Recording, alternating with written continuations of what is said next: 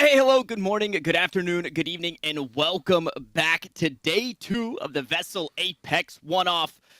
Thank you so much for joining us. Introductions are in order. If you guys were here yesterday, you saw me the other day, and I'm here again today joining you guys. My name is Tanner Metro, and I have the pleasure of being joined by a good friend of mine.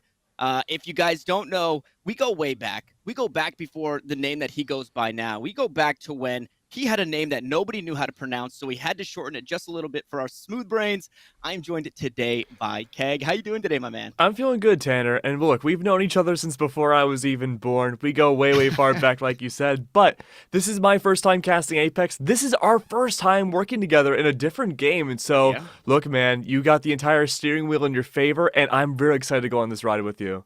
Yeah, I couldn't be more excited. Zephyr and I really talked about it yesterday. We talked about it way too much, right? Beating the dead horse, but we were very excited to have this one-off event.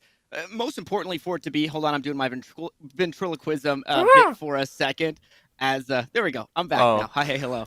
Ventriloquism gone. But we really talked about how heavy we were into VESL branching off, getting into Apex, how happy we were to see full lobbies on both sides for Group A and for Group B. We saw some spectacular gameplay yesterday, but things are a little different today. Instead of jumping back and forth between our two groups, we're going to stick with Group A for our 4 games, and then we're going to follow Group B for the next 4. And Keg, we would be remiss if we didn't talk briefly about what these teams are playing for, right? That prize pool, $9,000? It's a lot of money. I wish I could use $9,000 right now.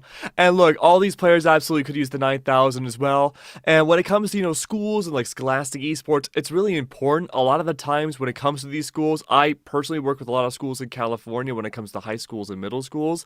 A lot of that money does get funneled back into the school systems themselves.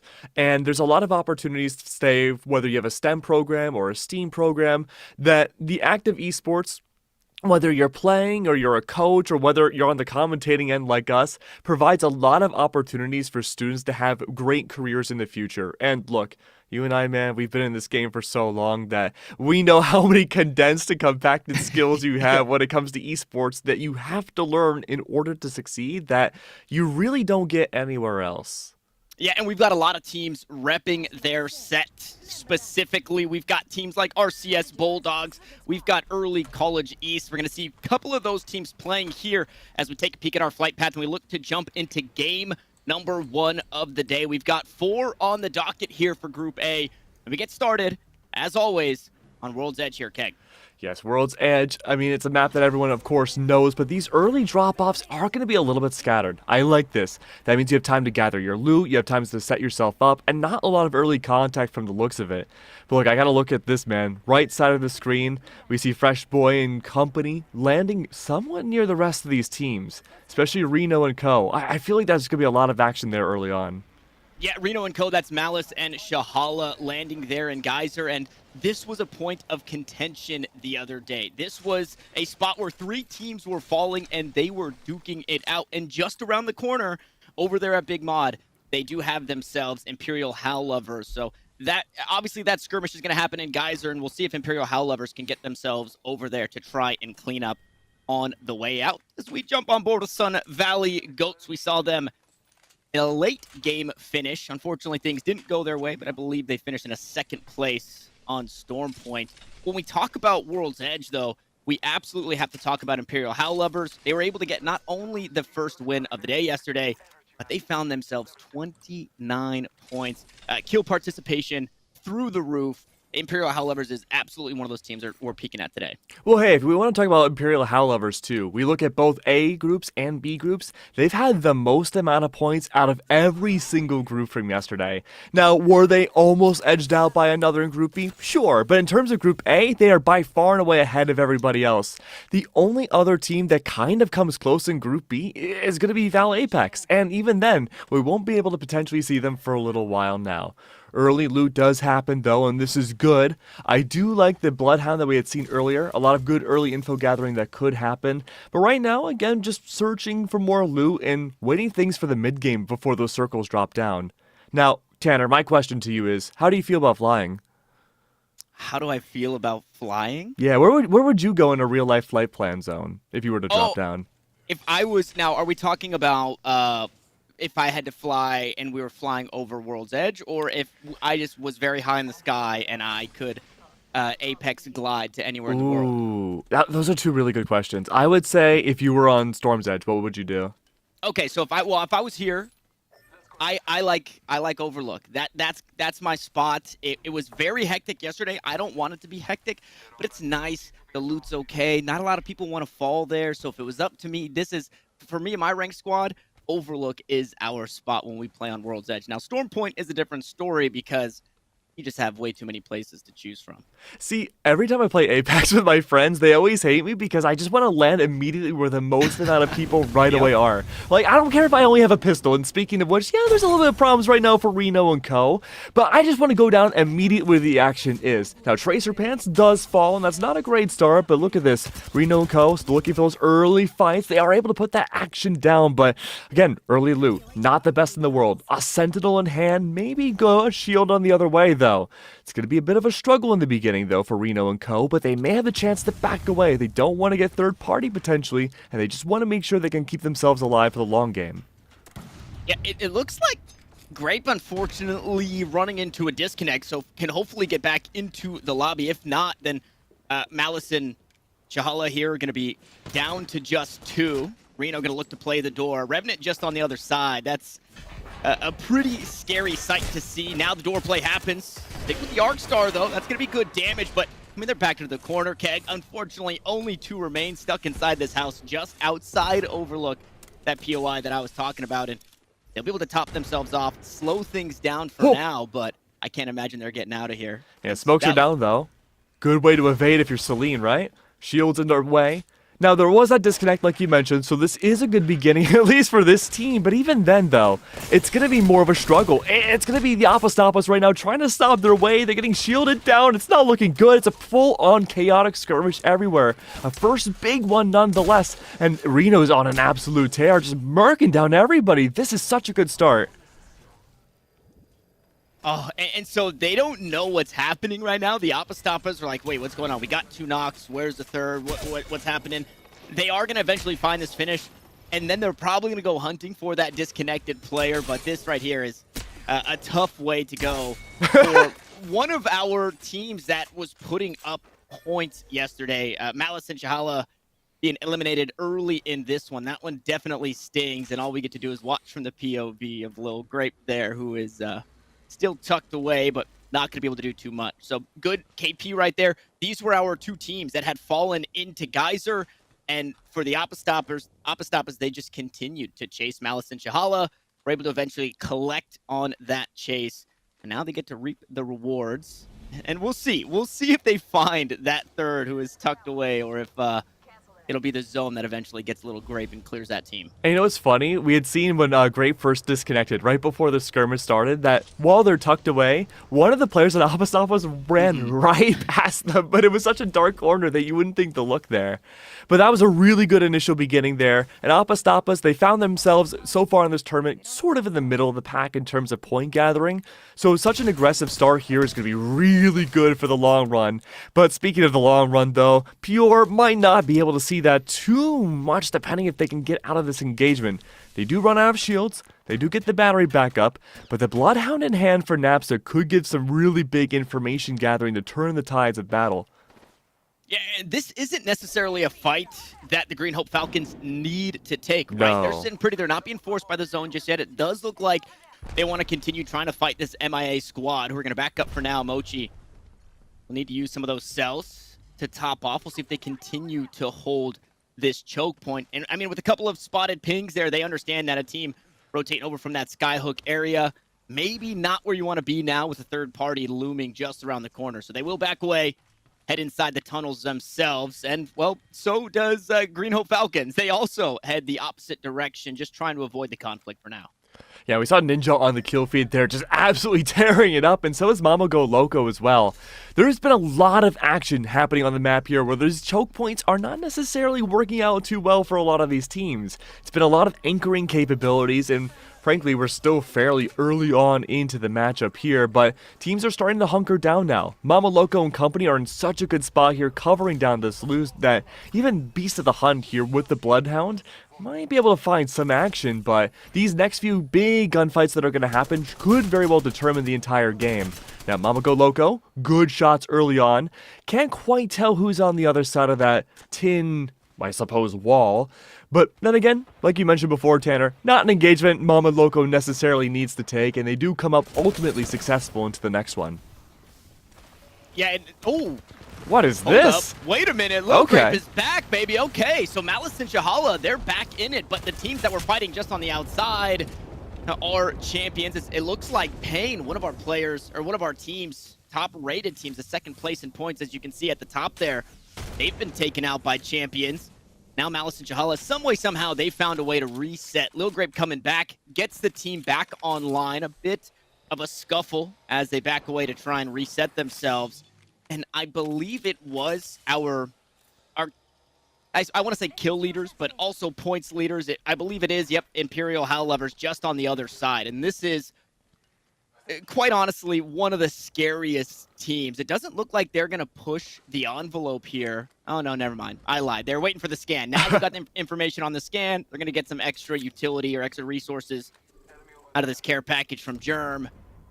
And then we'll see if they eventually run down Malice and Shahala. 3 times these two teams met yesterday, and Imperial Howl Lovers got the best of them every single time. So Malice might be thinking, hey, let's not take this fight. Well, if I'm Imperial Howl Lovers right now, I want to be extra careful going to today, because as the point leader for the entire tournament, everyone's going to be hunting you down and looking to, of course, beat you, but also just suppress your capabilities of gaining more points into this next map or the next few maps to come.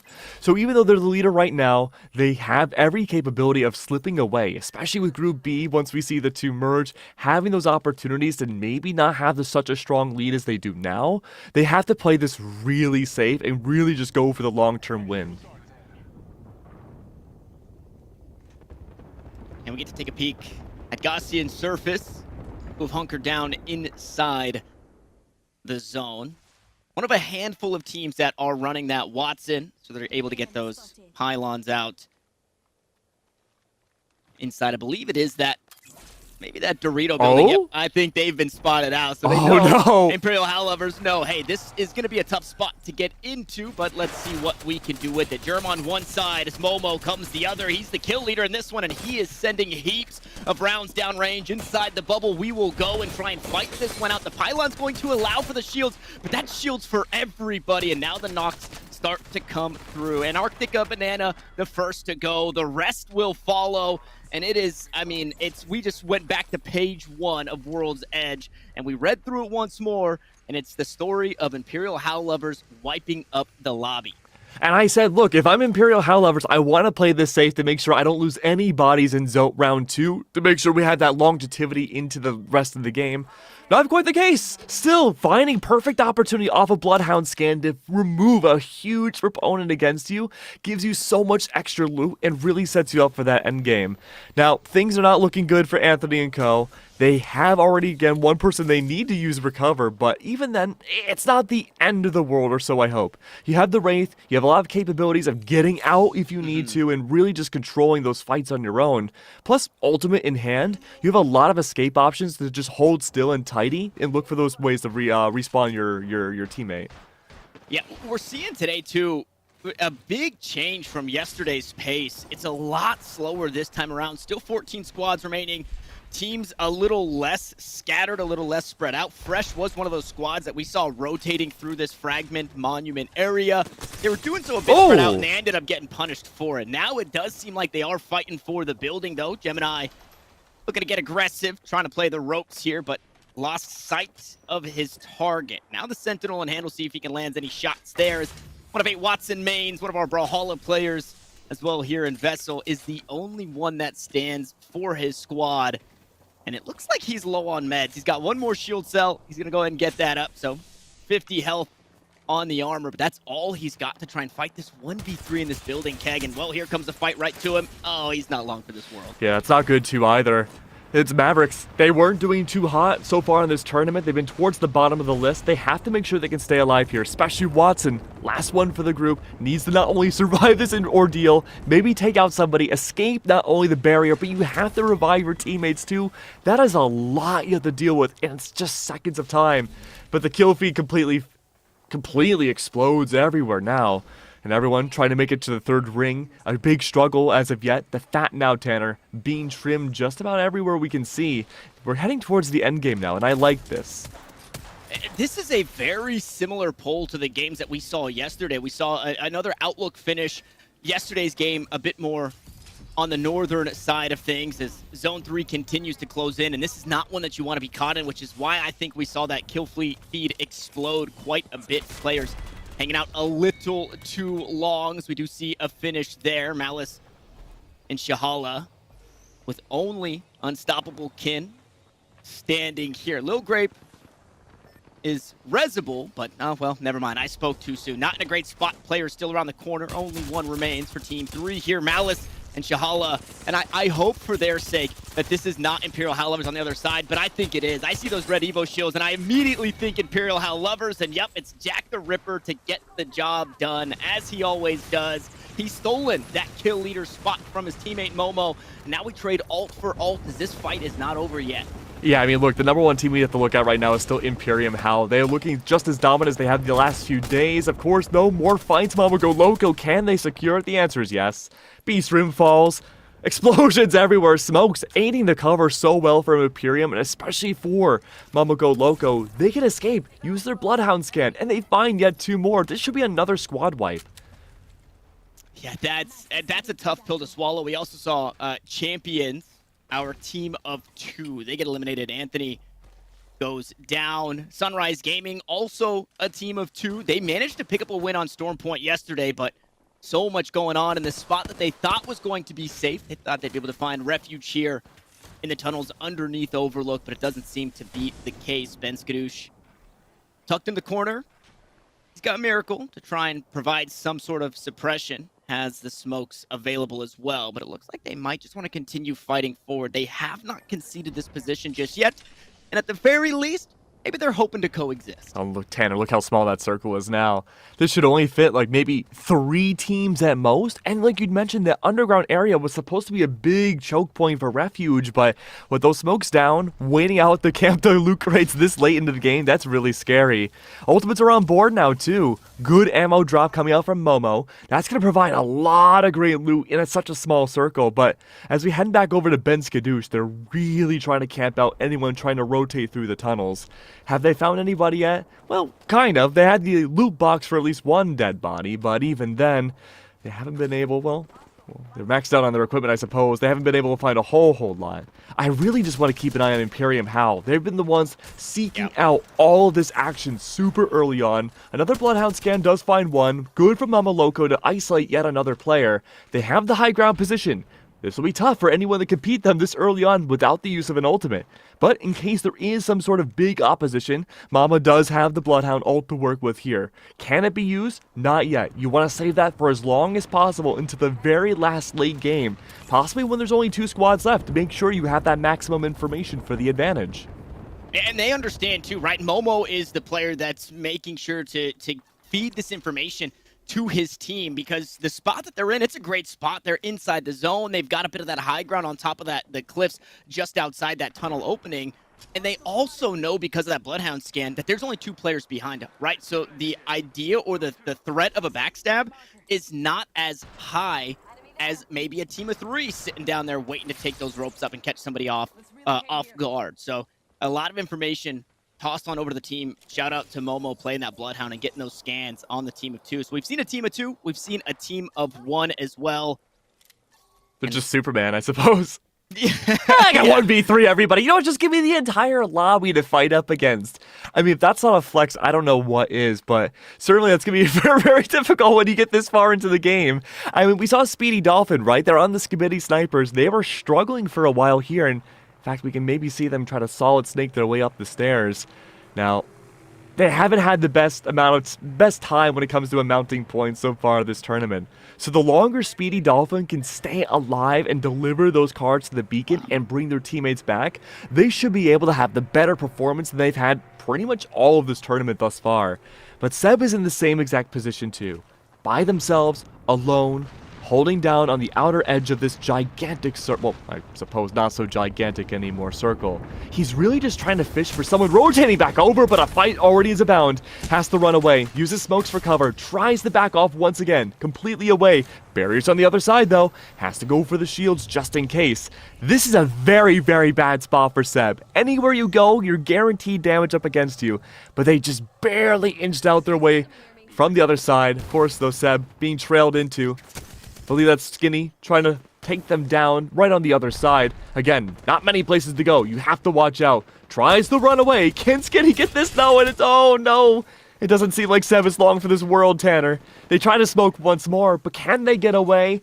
No, unfortunately not. Speedy Dolphins won the fall instead to the hands of Ninja. But it seems like Seb was able to with the smokes.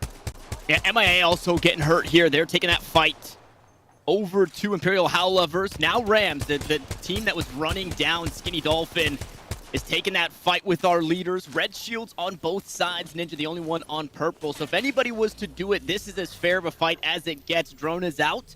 EMP is available. And we'll see if this is going to be that go button for this Ram squad to want to push this way. Watsons are set up. We got a new castle wall out there.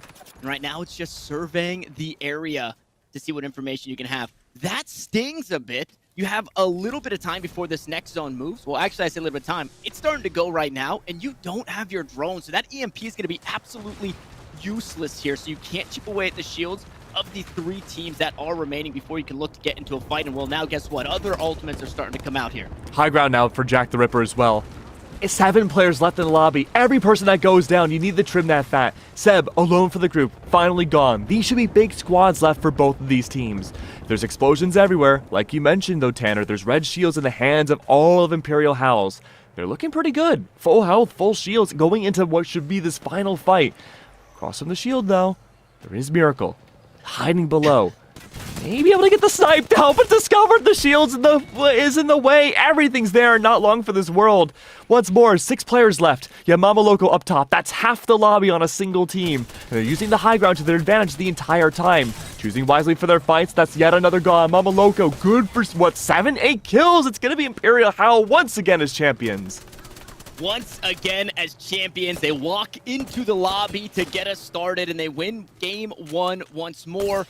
They do so again so perfectly. They've got these overlook end zones down pat. Yesterday, it was the same exact thing. They're able to find the high ground not too early in their rotations, right? You get there too early, now everybody's fighting for your spot, but they're able to get to that spot just above the tunnels at a beautiful time. They're able to make sure that they're not getting backstabbed. Momo getting so much value out of the scans, and then they just continued to clean up everybody as they walked the lobby. And then right there at the end, you saw it, one player trying to play, I don't want to say wrench, like throw a wrench into it. Unfortunately, as a solo with 2 teams of 3, there's not much you can do, but they give themselves up too early. But what they did was chip away at Rams. And that right there was that go button for Imperial Howl Lovers to say, hey, whether they've got red shields or not, we know that they're going to be healing up. Momo gets that high ground, spots a player trying to hit a shield battery, and well, the rest is history. Imperial Howl Lovers do it again, and that lead that they've got, Keg, I mean, it just continues to grow. It continues to go on, but I like the big brain picture strategies that Imperial Howl would bring out in every single fight they had. You mentioned a solo player, kind of third-partying a little bit, or just chipping away at Rams, right? But that's what Imperial Howl wanted. They want you to whittle away their biggest opposition, so then they have enough time. Again, Mama Loco goes for information, feeds that to their team, goes for the high ground, and removes everybody from the lobby. Those solo players, and there were a lot of them towards that final circle, just made the lives easier for Imperial, and I love that strategy that they're employing. Look, if I'm Imperial Howl, I don't have to change anything going to the rest of this tournament. I'm looking good, I'm being very careful for my engagements, and Tanner, the biggest thing that I notice is the cohesion between Mama Loco's info and the rest of Imperial Howl is so much more on point in terms of pure utility, that it feels like a lot of the other teams so far in this tournament rely on gunfights first, then utility, whereas Imperial Hal are taking more of a strategic approach. Yeah, and Keg, you said if I was Imperial Hal, I think all of us, even those in attendance in the chat, wish we were Imperial Hal, but we cannot be that, unfortunately. We do have some more games coming your way. Imperial Halibers able to take game one as they did before. We've got some more World's Edge just around the corner. Don't go anywhere.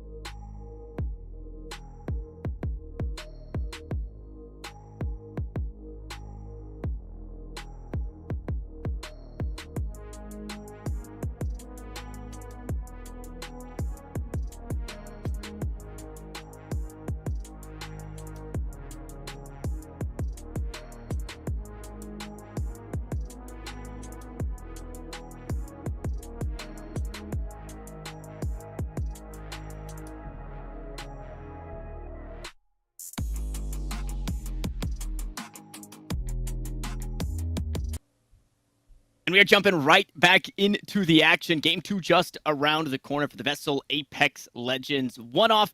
I, again, am Tanner Metro. I'm joined by Keg. And Keg, That was your first look at North Carolina's finest high schoolers getting down and dirty on World's Edge. We obviously have one team that we could say a whole lot about, but what'd you think about game one? I thought game one was really fun. Again, I know the team that you want to talk about, and we have to feed right into it, right? Imperial Hal looked great. Yeah. I love the way they used their utility. We talked about it right as the game ended. They were able to use a lot of big picture and small picture scenarios in once to gain the best possible advantages. It's like I guess they're like the Napoleons of North Carolina, right? They were so good about using every strategy, every facet of their positioning as possible to gain the maximum amount of information. There were times where it looked scary for them, especially early on against Grape's team. They went inside this big, small building, and they nearly got taken down super early. But because they were able to play around their environment a whole lot more compared to other teams, they won a lot of big picture group fights early on. They gained the loot necessary, and they didn't play into silly fights or go fishing for kills. Rather, they held on until they knew they had the perfect opportunity to strike. Yeah, and some changes that we saw. I talked about this team a little bit yesterday. I'll talk about them today. Geyser was a mess. Geyser was also still kind of a little sloppy today as we look to get right back into the action, but MIA. They were our first team eliminated on the tournament yesterday. They dropped Geyser. They end up getting wiped by the three other teams that dropped there with Imperial Hell Lovers around the corner at Big Mod on that right side of your screen. But they've mixed it up. They slowed it down. They played elsewhere. And that's also, because of those changes made, that's really slowed down our lobby. We're not seeing teams just getting scraped up right away and taken out.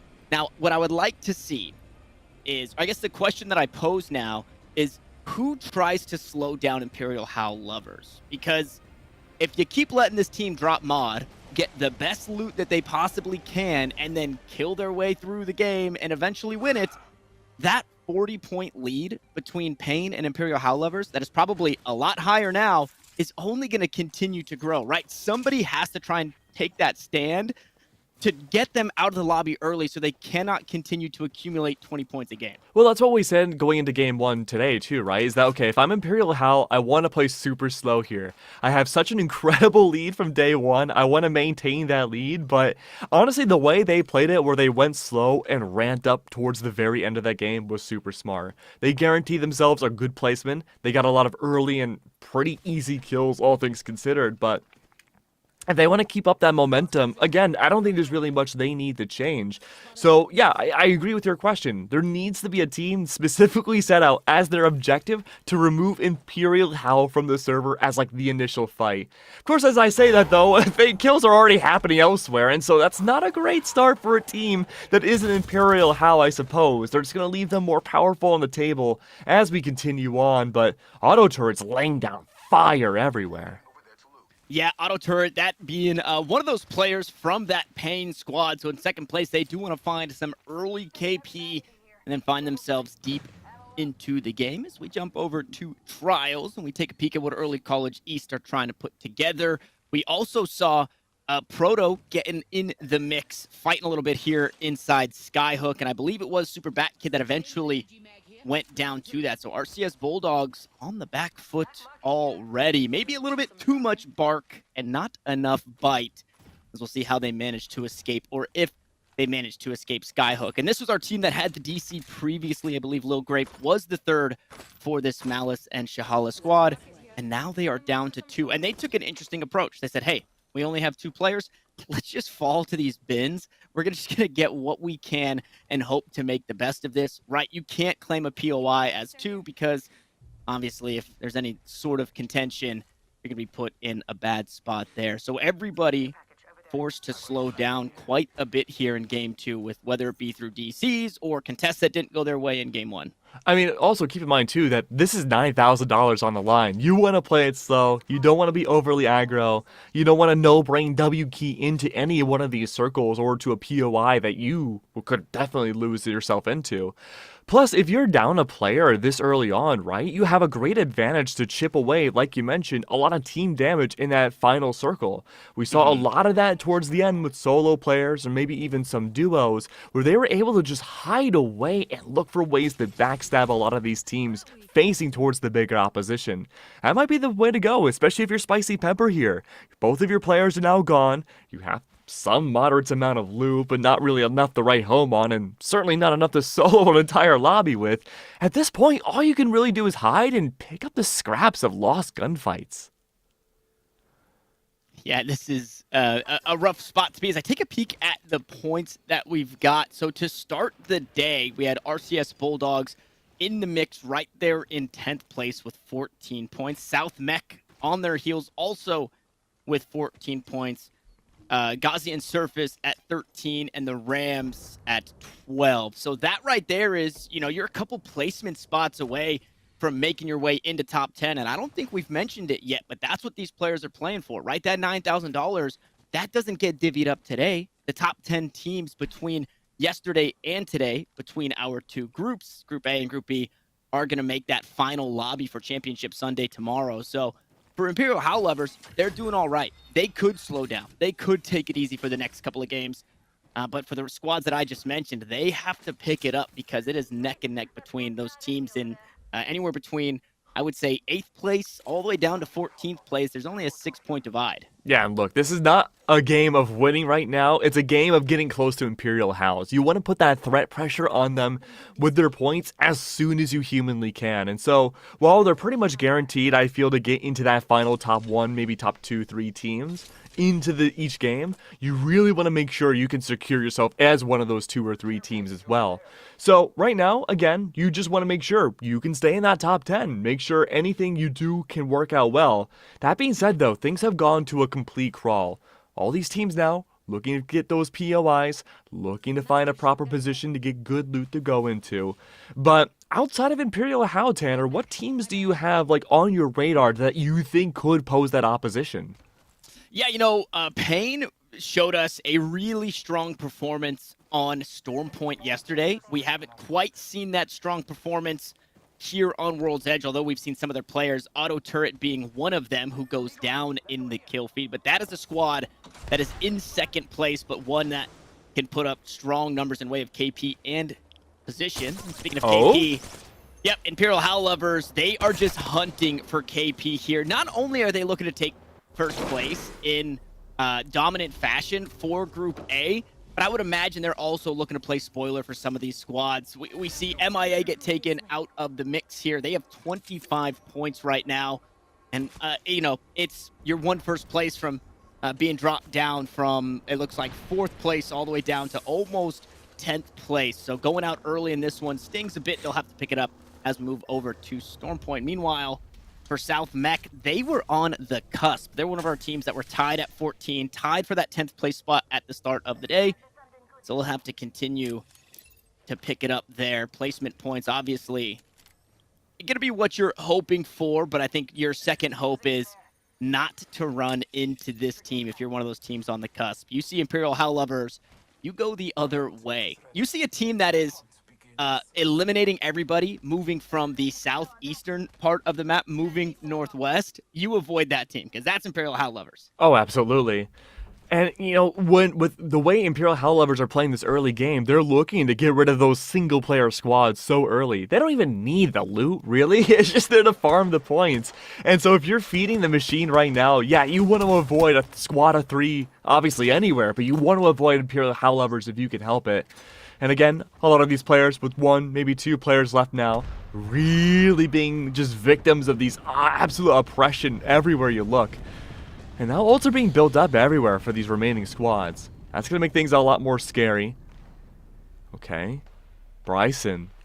Beast of the Hunt, what info can you find off of this? There were some great opportunities early on for these Bloodhounds. They've been a really good swing giver when it comes to a lot of these mid-range fights. But then again, information not necessarily found from a lot of them either. We saw Mama Loco having their Bloodhound. They gained the ult through the Accelerant. They didn't find a lot of info. They haven't used it yet, but they haven't been in the right opportunity to do so either. It won't be much longer until that second circle comes down, and it's going to make the fights a lot closer. You don't want to feed the machine here for Mama Loco and company.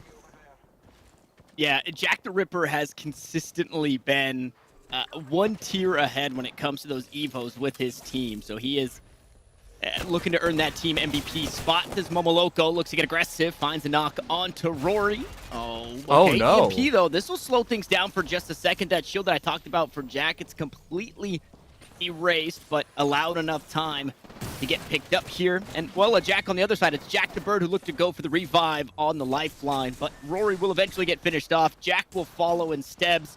Not long for this world as he's sitting right around 50 HP, and he's got a very healthy team of Imperial Howl lovers right behind him. There's the backstab from Jack the Ripper. 6 KP already, at least, bare minimum, 6 KP available for this squad and Imperial Howl lovers, and they are not slowing down anytime soon. And that's exactly what we're talking about for the cohesion. It's really setting Imperial Howl lovers apart. We saw Mama Loco go for early Bloodhound scan, found information, enabled Jack the Ripper to really go in and find that ultimate knife to take down everybody else. That's how you play cohesively and get that 6 KP that you absolutely need. Well, I guess if you're Imperial Howl, you don't need it necessarily. One thing to mention too, look at the top part of your screen. Imperial Howl lovers, 84 points. Pain, second place, 46. That is such a stark difference in placements now from Imperial side that, you mentioned it earlier, Tanner, you can play a little bit slower here and play for the safe side just to take it slow. But of course they're in gunfights yet again. They want to find as much impact as possible. There's smokes everywhere, and Jack the Ripper, he is the spear tip. You need to keep him alive. But everywhere you go, there's smokes and brimstone and hellfire everywhere. Could that be enough? The answer is yes. Jack the Ripper does it again. There's another one that goes down. It's Ninja, then Skinny Pop, an entire squad wipe in the hands of Imperial lovers. That is absolutely what you want, and not what you want if you're the rest of the game. Well, and oh man, that stings so bad because that was a perfect scenario for Imperial Howl lovers to play. I don't want to play spoiler, I guess is the best way to do it. Not only do they third party the fight that was going on between Fresh and Rams, but Fresh and Rams are just outside of our top 10 to start the day. 12 points for Rams, 10 points for Fresh, right? So just chasing a few KP, a few placement spots to getting into that top 10. They try to duke it out, being so close in that leaderboard, the overall leaderboard, and Imperial Howl lovers come in and they ruin it all. I'm not saying that, Imperial Howl lovers are ruining the lobby, but they are definitely making this a less fun time for some of these players that are actually playing for these onesies and twosies. I mean, it's easier said than done, right? For teams to go and immediately target Imperial as soon as they drop. Like, because you don't have that information, but, like, you gotta figure out some tendencies to be like, okay, how do we try to remove them before they get crazy good loot, right? Now, there are some fights happening elsewhere, but as we go back over here, well, okay, I mean, there were some fights early on. We did see Spicy get at least one. But now we're just seeing teams set up for the most part just outside the circle, trying to catch out these players inside, a little bit dilly-dallying out in the circle's depths, I suppose, trying to make their way back in. But these gunfights now are going to be pivotal. Lumiere's in a really good spot to gather this loop and go for the big heals, but again, there's just that big looming threat of Imperial Howl that's probably close by to find a lot of impact. And these circles, they're only getting slower from here. 30 seconds left now until we see that third circle close its way in fully. Oh, and it's good fights. Yeah, Spicy Pepper taking a good bit of damage here. Green Hope Falcons, one of our teams sitting comfortably inside the top 10. They're going to find a knock on to Victor and a finish there. So that KP will be secured.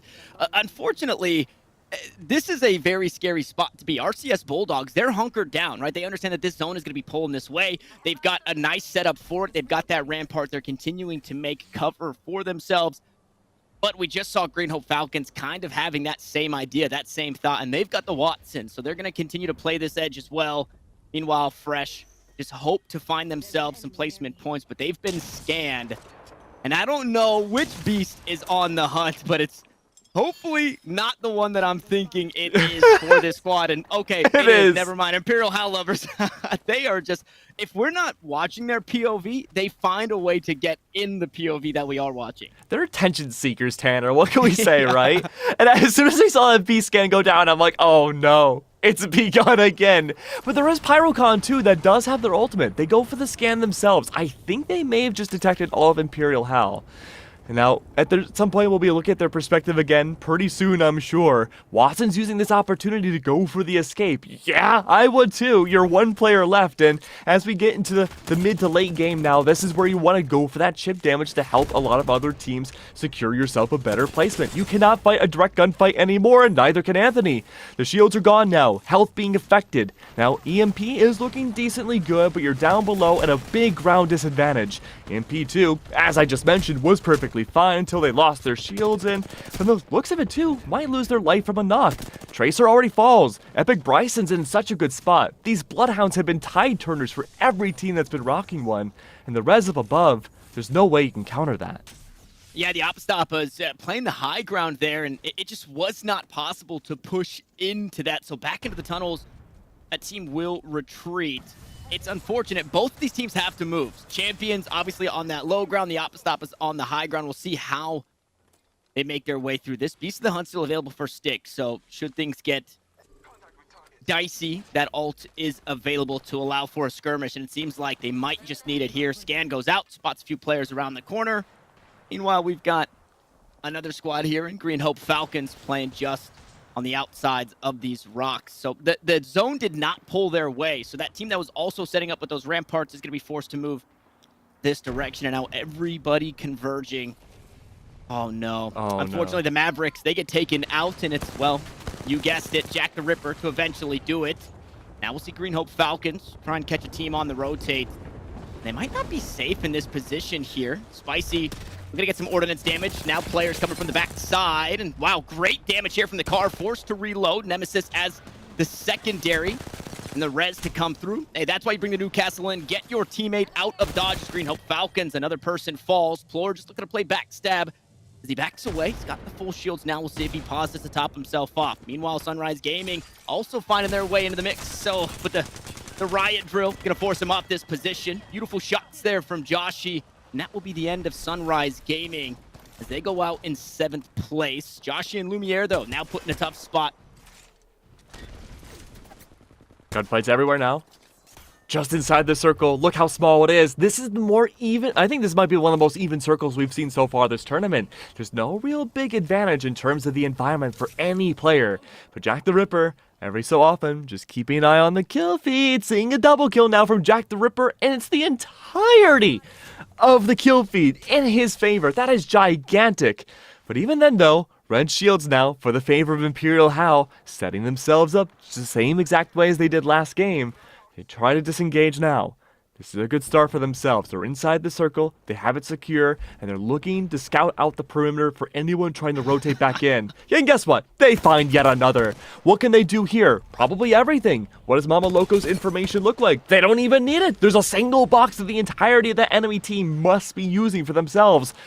But Tanner, there's a third party. This is a 2v1 that Imperial How has to look out for. They've identified and isolated both of these teams. Jack the Ripper chooses to back off, Germ is there with the heals just in case, and Moma Loco has the information. This is good. Take 2 fights at once. But remember, Tanner, if you chase 2 rabbits, you lose them both. You cannot spread your defenses and your aggression thin if you're on the side of Imperial How. Things are looking kind of good. Both of those enemy teams are cannibalizing each other. Lumiere and Anthony are good for 2 themselves, but even then, though, it's making things a lot easier with only 10 players left for the hands of Imperial How to take this away. And unfortunately for Green Hope Falcons, they have to walk right into this. You talked about the cannibalizing that was taking place, and it worked so perfectly. Imperial How lovers were making so much noise, but nobody paid them any attention. And well, there's a finish to go the way of Jack the Ripper. 19 KP for this team. Some shots come out from Momo Go Loco, and I mean, he's just going to keep marching forward here. We'll see if he looks to shield swap. He is going to get up just a bit, but won't be completely topped off. Only one team remains, and oh, I mean, Mama Loco's down. To assume, yeah, never mind. Momo Go Loco falls, and they're going to look to back away from this. This is Champions looking to live up to their namesake here. A 3v2. Ultimates come down. We trade bang ultimates to try and buy some space and some time. That concussion not going to feel great for anybody, but Styx and Anthony low on shields are going to be forced to pause for just a moment and try and reset this health. This is huge. I don't think Mama Go Loco has been brought back up just yet. They're having to run away. Shield's completely gone now for EMP. Anthony, the only really healthy looking one of the bunch. And again, this is just utter chaos. Everywhere you look, pure carnage around these boxes. And even then, good rocket launcher bringing out the smokes. This will be good. They give yourself some cover. A lot more rooms to play around with. A lot more second guessing for the team behind the smokes. And even then, they push up. And I don't believe that's Imperial Hal that wins. No, that is Champions living up to their namesake, taking down Imperial Hal Lovers to take game 2 here on World's Edge. This was one of the teams that was cannibalizing. This was one of the teams that was fighting from landslide, while Imperial Hal Lovers were just sitting pretty, waiting for Green Hope Falcons to do anything.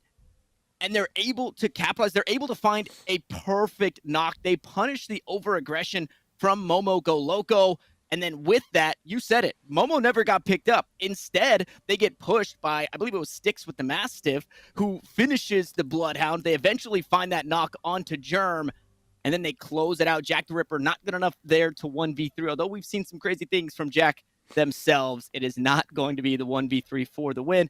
I don't know if you caught it briefly there at the end. It was a second place, but I think still like a 20-something KP win for Imperial Hal Lovers.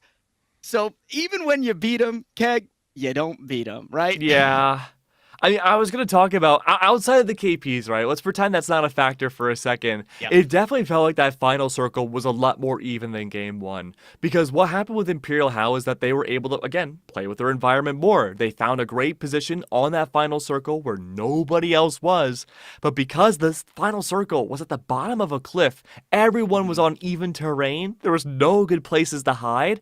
It really goes to show that if you bring up a direct 50-50, for the late game especially, there's a lot more opportunities for teams like Champions to find so much more impact. They're the team I want to look at going into these next games, for the rest of the tournament, let's say, because they probably have the best chance to dethrone Imperial Hal.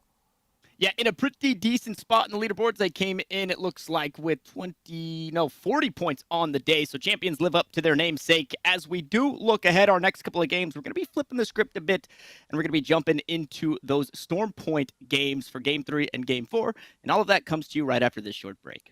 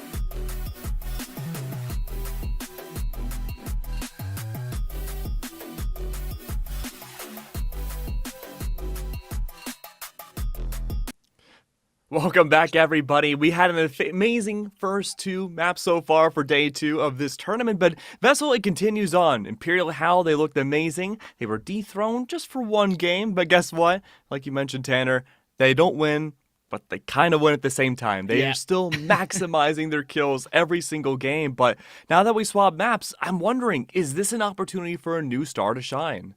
This is definitely an opportunity for a new star to shine. Now, we're still going to see the same Imperial Howl lovers. It's not going to be any different.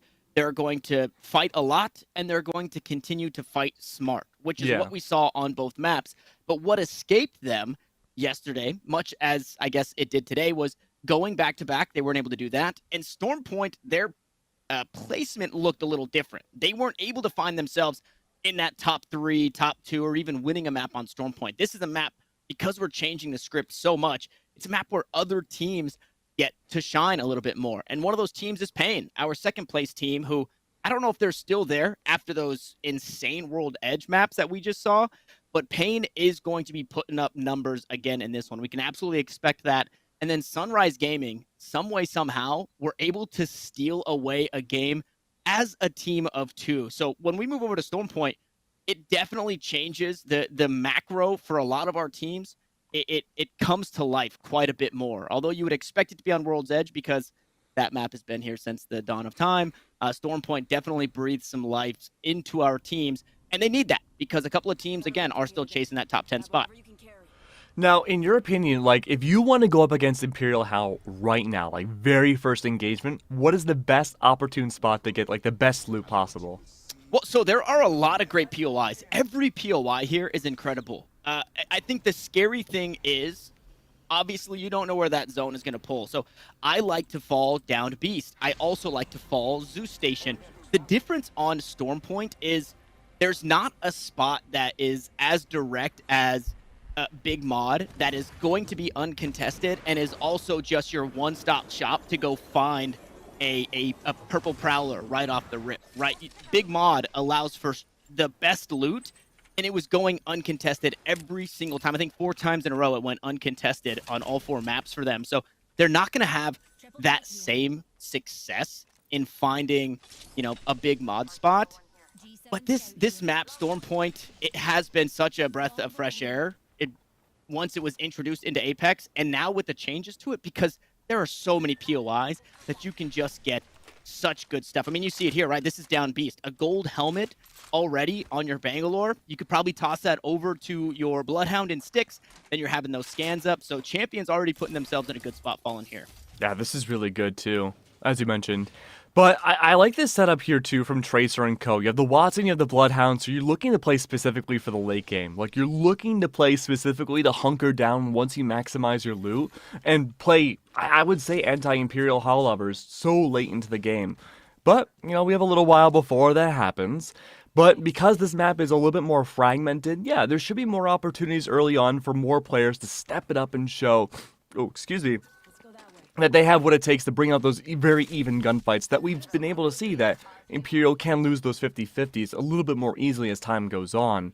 That being said, though, loot, like you mentioned, a little bit more different here. POIs are super good, but because the map is formatted a little bit differently, the meta, too, should be a little bit different. What expectations in terms of Legends should we see could be different between the 2 maps? What we saw yesterday, and we're already seeing a little bit of it today, is a lot more crypto. We're getting a lot of crypto on this map because it is so big, it is so broad. Your Bloodhound is still going to find value, but being able to toss out that drone, being able to... Obviously, the EMPs are great because there are so many buildings that are going to be occupied. There's also a lot of Watson. There's a lot of Caustic, so that EMP gets a lot of value. But being able to just fly that drone around... Okay, hold on. We got, actually, MIA. MIA are a player down, and they're going for the spiders. This right here, basically you're just putting your hand up in the air, and you're saying, hey, we're over here. So if anybody wants to come fight us, you can do it because we're fighting the spiders. And that's a weird call with being only 2 players in the lobby here. So being a down a player, MIA are really, they're playing a little spicy.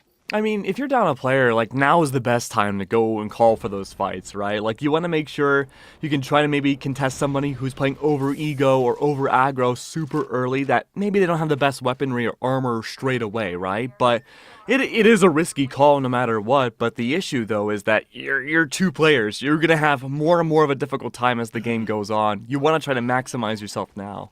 Yeah, and I think most importantly, when you're playing with two players, now this, it plays differently for everybody. I can only speak for myself. We have seen a lot of ego in the lobbies, right? We've seen a lot of teams just want to take and want to push fights and not necessarily look to get set up right away. MIA came in today with 25 points. That puts them in a pretty good spot inside the top 10. I would hate to see them get a little too over aggressive, maybe get outside themselves a little bit as a team of two, because they should be playing for placement, right? If you want to continue to stay inside the top 10, you're probably not going to do so in way of KP as a team of two. So we'll see. I would imagine that they get away from those spiders, no problem. Hopefully nobody ran them down, but I would think that they're going to be playing a pretty slow game as time goes on here. It's high risk, high reward, right? Because if you lose those gunfights really early on and you're in a good position overall for the tournament in terms of points, you have to think about, okay, is it worth trying to go for these KPs at the risk of, you know, not securing a placement point or future KPs instead now, right? So you really have to think about that gamble of whether or not playing it safe early on is going to be better and playing more aggro towards the end. I don't know how updated we are, but I would think that's both World's Edge games that have been updated. Oh yeah, especially with Champions being up there. Imperial Howl Lovers have put up 40 points on the day. No, it has to be more than that. Imperial Howl Lovers have 2 wins. They were at 84 They points started to start the day. they started at like 84 today. And so just on the World's Edge alone, they've put up 40 points to be at 41 points to be at 125. So we've got things updated for you guys. You can see it there. Champions taking that number 2 spot. Sunrise Gaming squeaking their way into number 3 as Spiders once more. This time it's going to be Imperial Howl Lovers hoping to reap the benefits of what attachments and goodies these Spiders. Looks like my attic. Is Jack the Ripper up there taking care? He might be. There's always somebody knocking on my roof. I'm talking about the spiders, though. Living up there, dude. I think you should take a look. Well, I mean, if you have to live in the attic, right, you got to eat something. yeah, I guess. But if they're living in your attic, they should be paying rent. I know what rent's like out there in California, so geez. maybe bug them for a couple bucks. don't even get me started. I'm wondering who's using up all my electricity. At the very least, he could pay some taxes, but I guess those 125 points, you know what, maybe even the $9,000 would be enough for about half a month of rent. Oh, geez. But now that we're getting a little bit farther into this matchup, the first circle should be closing in soon. It's going to be enough time to allow some hunkering to happen between the two teams, but this is a little bit unorthodox. Jack is really far deep into the circle. He's taking a wealth of damage, but I'm not really too worried about Imperial Howl, at least just yet. But luckily, though, because they're so focused on spiders, maybe it does give more opportunities for other teams to gather better loot. It's just a matter of being able to secure yourself in a good position for the first few fights that happen once the round 1 circle closes. And Malice and Shahala, since game 2, have been a team of 2. Fresh, one of our squads that are just outside the top 10 to start the day. So they'll need to find some extra KP, some placement points. As I believe last game on World's Edge, they went out in 12th or 13th place after getting in a fight with the Rams. Speaking of, hop on board with them. Ooh, okay, so this is our team to watch here. I'm maybe not watch them punch each other, but Payne was one of our squads who picked up a win on Storm Point. They've had a pretty quiet start. It looks like a bit of damage, so maybe a skirmish found, but they'll hold on to the high ground for now. We have so many teams of 2. We have so many teams of 2. So I guess the big question is, like, what is it going to take for a team to two to win again, right? Do they just continue the third party and be that unknown factor? Actually, I'm going to hold on to that point for a second because Anthony's already been knocked. And champions, they've had a pretty good run so far for day 2. If Anthony can't convert this out and you're putting yourself at this big of a disadvantage early on, that's not going to be a good look for champions. The second place team would allow a great opportunity for a team like Sunrise to steal that second place spot away. Ochi's going to hide. Julian's not far for this world just because of their shields. It's a little low. They can heal themselves up, but I don't know if Anthony's okay or not. And MIA running the Mirage in the team of 2, it allows you to play so incredibly safe. That Mirage, obviously a tricky one to run down. They do want to take this 2v2 though, right? You talked about Anthony getting knocked here. And I wouldn't say it's the most favorable of fights. You don't have any cover. You've lost your Bangalore. Yeah, just continuing to take shots there. There's that tap on the res, so it'll eventually become a 3v2. So if you're MIA and you see those smokes going down, you know that that player has been picked up. Meanwhile, shots from the opposite side, the Mavericks actually finding their way into the mix, and that's given the breathing room for MIA to get out of dodge. Yeah, I just want to mention really quick that Anthony got rezzed by the lifeline, immediately got knocked again. Now they have to worry about the whole entire circle in the process, too. This is a desperation call to try to res everybody and go for the heals. But the dominoes, they continue to fall. It was one knock after another. Watson doesn't care. They're just sniping through the smoke. And again, that is your second place team right now, suffering to the ends of the earth after one thing after another. Now, luckily, though, EMP does get back up, but that's not going to be great considering their health and shields for the entire team are so low. They do seem like they may be able to escape though, and that's good, I suppose, but they are going to be limping into this next circle. Yeah, but one of 8 Watson mains was playing solo gatekeeper. How mad would you be if you find out that your team gets wiped from getting knocked by that longbow shot, and it's one person? It was one of 8 Watson mains who continued to play that gatekeep position. We'll see if we find that name pop up in the kill feed once more, as we've got Pain in the kill feed here. Oh, Suzu also hopping their way up into that one, as every team now getting a bit of action here. It's 1437. Found a knock. Can't quite find any extra damage there. One of our teams of 2. One of many. So we'll see how they traverse this. They've got themselves inside the zone. Speaking of teams of 2 inside the zone, we see another one sitting pretty. And so now I feel like name of the game is hold this position. You don't have to give yourself up. You definitely don't want to get aped. But as we have teams that have jumped in with only 2 players, we're also seeing other teams just like this here. Sun Valley Goats taken down to only 2, as Hatsu has fallen, and that banner is just out of reach. Oh, this is a risky game to play. I mean, sure, you're fine when it comes to the circle, but escape options are so limited. And if you accidentally rotate your way directly into the enemy, you're funneling yourself in for a mowdown. Oh, hold on, look at this. Germ is down. You don't have the heals of the lifeline anymore. There's going to be that attempt to bring yourself back up to get that res. But it's easier said than done. Mama Loco's not long for this world either. They have how much HP? Like 1? That is not a good position to be in. And as great as much as we are hyping up Jack the Ripper pretty much this entire tournament, he's the new kill leader. Sure, 4 kills is great, but you're nothing if you're not backed up by the utility of your teammates. You won't have the lifeline heals. You won't have the info from the Bloodhound to utilize and gain an advantage into those fights. Jack the Ripper would be all alone. And while he may be able to hold up 1v1s by himself, a single squad could surely wipe him. Yeah, that fight that happened between Imperial High Lovers, that was Pain on the other side. So they go out in 13th place. So no placement points. They can only rely on the KP that they got in this one to help chip their way at it. And it was a team that we highlighted as somebody who plays quite a bit stronger as we move over to Storm Point. But they get caught between a rock and a hard place. That hard place being Imperial High Lovers. And they have been erased. Now Suzu looking to take a fight here. Good shots before they look to rotate through, but they've gone right into another team. Thermite down. That's going to find the knock. The backstabs everywhere. Nox gas is out. The traps are up. Shots from Hira. Can't get a whole lot done just yet. Just going to try and back away. We've got South Mech inside the tunnels. The scan goes out and it only spots 2. I would imagine that that's the go button here for South Mech, but they could play it smart, right? You do not want to risk getting third party here. Jack the Bird will eventually...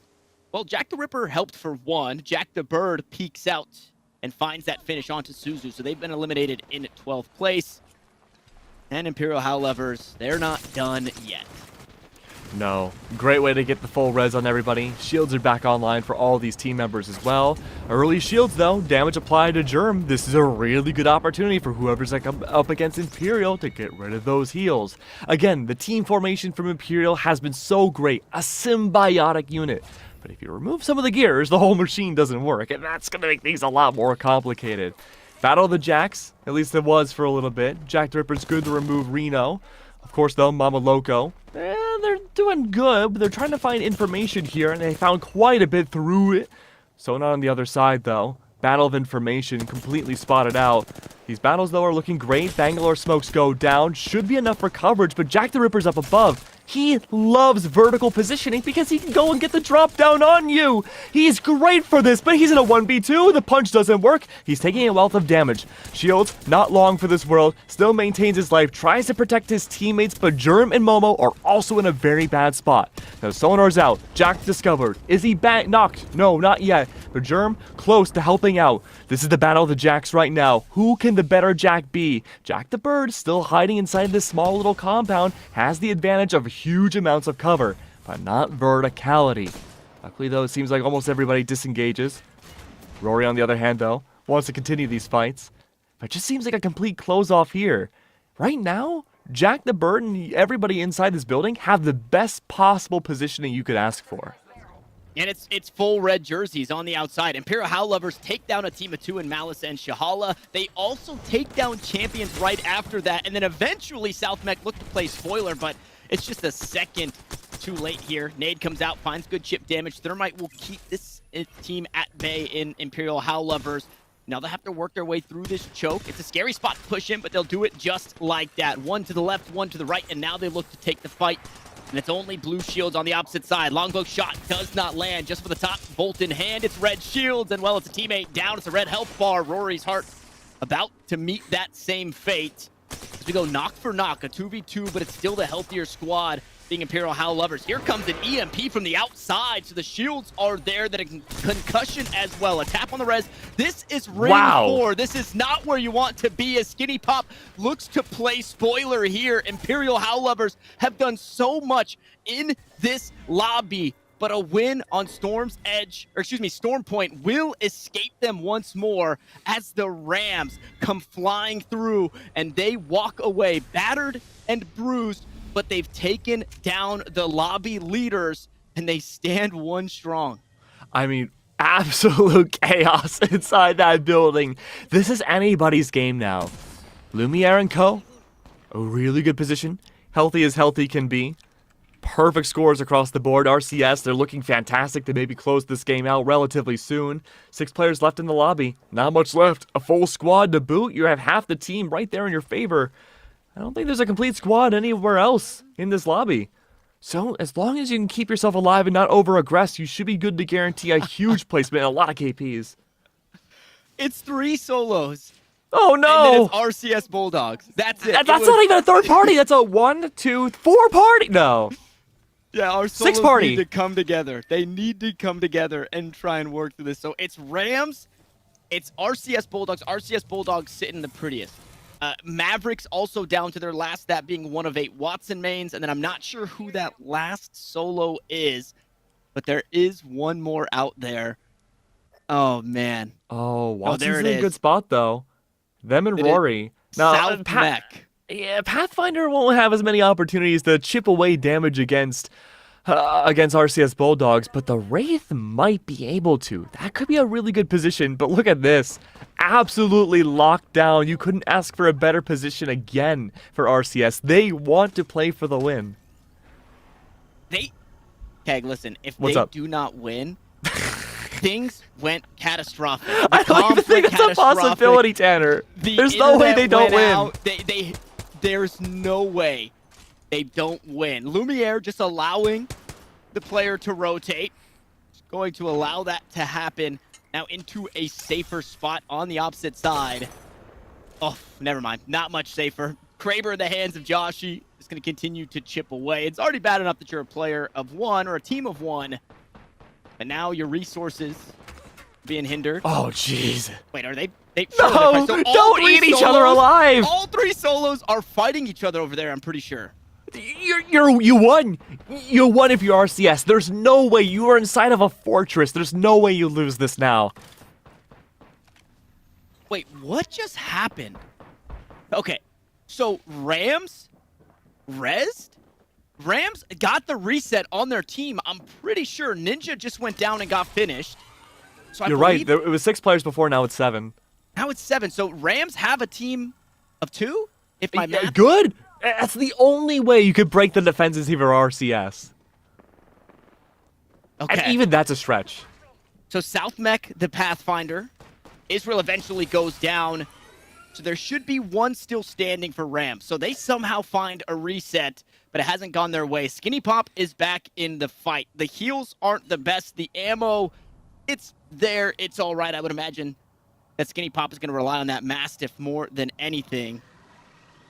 And then one of 8 Watson mains, he's been put in a tough spot. That Riot Drill doesn't quite find him and force him out of this position. But they know exactly where he's at, and there's still a Kraber on the field. That is still a scary gun when you hear it sounding off. I mean, what do you do here if you're Watson? You really don't have many opportunities other than face them head on. Attempted shots go down. The ult's only going to do so much, really, here. Skinny Pop's in a decent position, too, to maybe break their way into the defenses with the distraction of one of 8 Watson mains. But even then, shields are gone. Now you have a quite literal giant circle to deal with. 1 player left. It's all down to Skinny Pop. The 1v3, the entirety of RCS. This should be a lock and key slam dunk game for the team. The only team left with a full lobby. With a full stature of a game. But then again, I mean, I'm sure we've seen some wilder things before. Skinny Pop's inside the shield, inside the circle. There's nothing you can do. It's over, and it's RCS to take it away.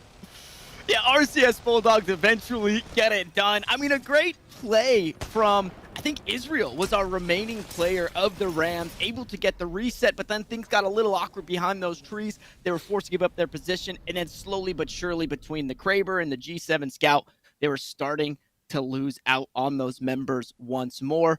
That is making the best of a bad situation, but RCS Bulldogs really needed a win here. That is a big one to pick up for them here in Game 3, as they're going to be staying in that running for top 10 in Group A. And Keg, I mean, I think the question that you asked before we got into this was, what changes here on Storm Point? And hopefully it's been answered for you. A whole lot changes. Yeah, it feels like the gunfights are a lot more even across the board for a lot of teams. There was a lot of anchoring towards the end of this game specifically that we at least didn't get to see for the other times today. And I think it does bring things to a lot more of an even terrain for teams that are Imperial Hell. But you come into such a difficult position at the end of each one of these games, right? Because you have one team of 3, and then you have 3 other individual players. They're trying to eat each other alive to play purely for better placement points because they know you can't necessarily 1v3 the whole gigantic glob of a team. You really just got to do your best to secure a minuscule amount of points for a somewhat better position. It's no matter what, you're sort of poisoned in that Final 4.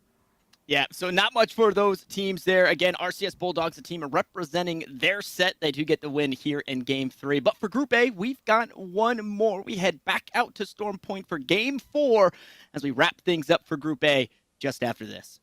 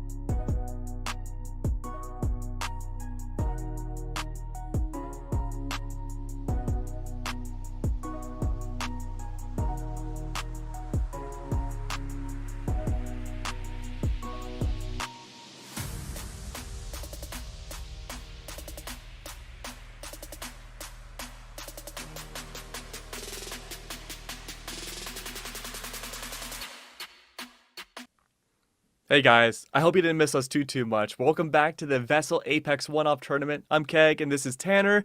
We just saw an amazing game number 3 so far for day 2. Imperial Howl, they didn't quite make it too far towards the end, but we did have a few surprises towards the very end as well.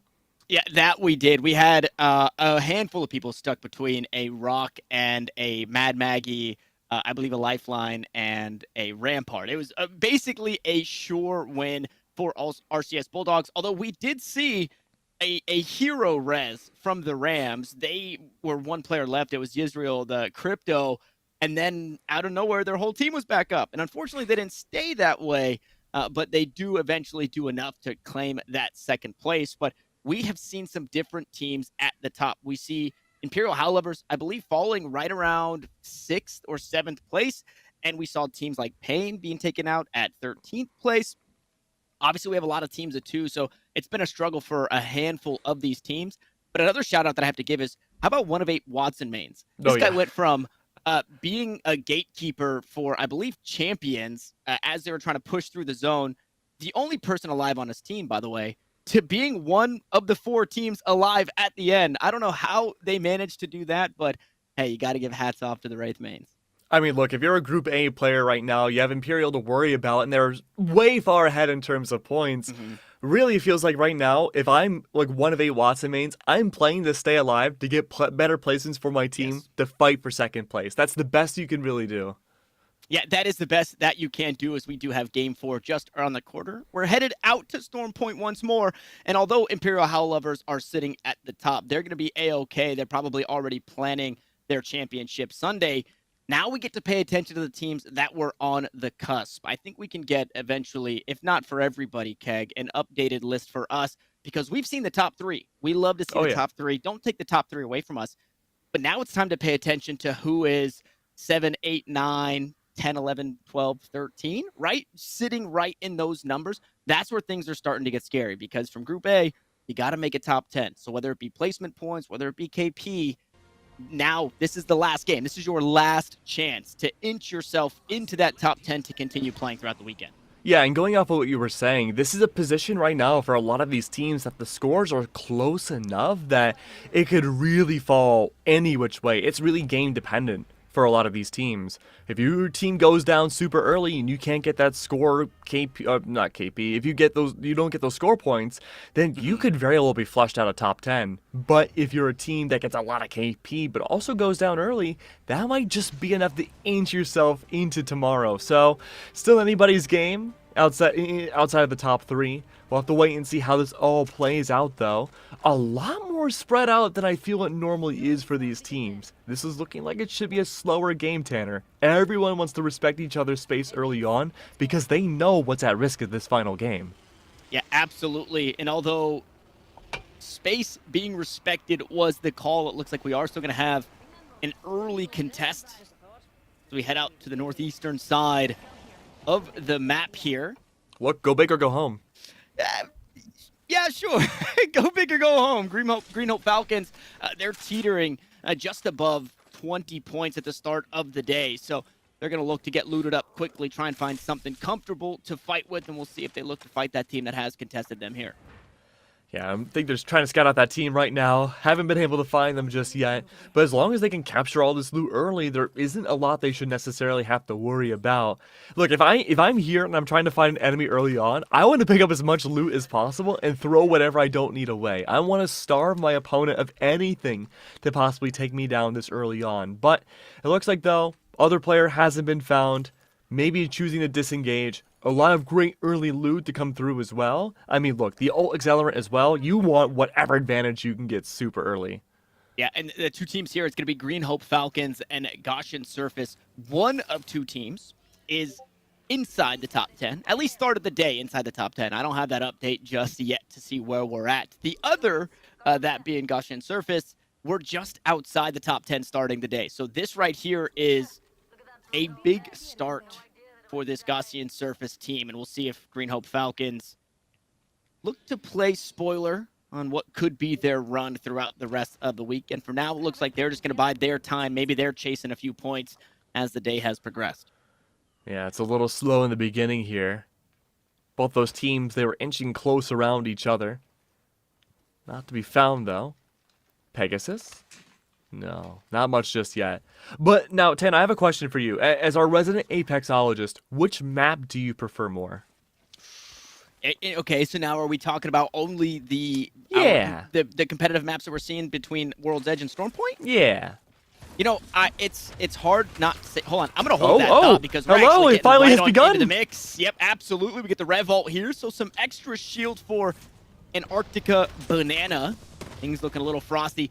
Doesn't have necessarily the ammo to fight this or the range. An R99 with an SMG and the Mastiff shotgun, not going to be the best. And guess what? Pyro's already been taken down. So they play spoiler to themselves. It does not look like Gaussian Surface are going to be walking out of this one alive, as they do get just about wiped up. Now hunting that Revenant to see where the Banana has slipped away to. And it may have just been the gravity cannon that gets them to safety. Oh no, here comes the chase, and it's not just Plor on the chase. Sheila will also be accompanying this Rampart to try and close out the final kill of this squad. Yeah, both those teams just almost barely missed each other by a hair. I'm glad contact finally went underway. At this point now, Pure and Plor is all by themselves. If they do get into a fight here, they won't have much backup until Spicy Pepper makes their way over, and that's still a little bit of a distance of away. But there we are, good minigun out, finding contact. Ooh, is that the meltdown? Yes, it is. That's good for Poor. Fresh Boy goes down. Should be at least one more. Yeah, Fresh is on the other side. So Gemini able to take down Banana. That'll Oh, close out the no. squad and close things out in game 4 for our Gaussian Surface squad. But now, a couple of players down here. Fresh is gone. Beast has already been taken down. Not really a good spot for Fresh to be in. They're going to turn around and head for the Hills. I think Hills back inside. Looks to play inside the goal center here is Gemini.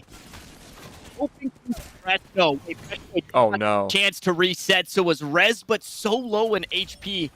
And the Pounce doesn't allow them to escape. Gemini just going to use the tactical to top off their shields, and we'll see if they're allowed to safety. Shots don't quite land, and with that gravity cannon, they're out of dodge, and that's enough to stop our Green Hope Falcons from wanting to chase. Oh, so unfortunate having to leave your teammate to be suffering from the rest of the game. That's unfortunate there. Fresh Boy, they did their best, but the escape option has to be the idea of perseverance now. Just preserving the rest of your team's life and hopefully get more KPs from here on out to make up for it. That's not going to be good. Not going to be good to lose a player that early on. It was a long-winded chase for both teams, but it finally played out. Now, of course, there's a lot more gunfights happening throughout the map as well. The kill feed is lighting up, especially electronic, but so is our POV. Jack the Bird, one of the last few teams in the last game. They were able to find a lot of impact early on by anchoring down. They're attempting to stay alive here, but the shields of Jack are going away. There is one team up above. I'm not quite sure which team that is, Tanner, but they have that ground advantage, and they're good at suppressing any distance now for Jack's team. That's going to make things difficult to escape the circle. It's on coming in. 35 seconds left now, and trapped between a rock and a very electric place. There's not a lot of options now to escape. That was, I think, a missile swarm from a Valkyrie. I'm not too sure which of the teams was playing Valkyrie. I was so surprised that we didn't get a whole lot of it in the lobby as we swapped on over to Storm Point in yesterday's games. But for now, South Mech will be allowed to survive.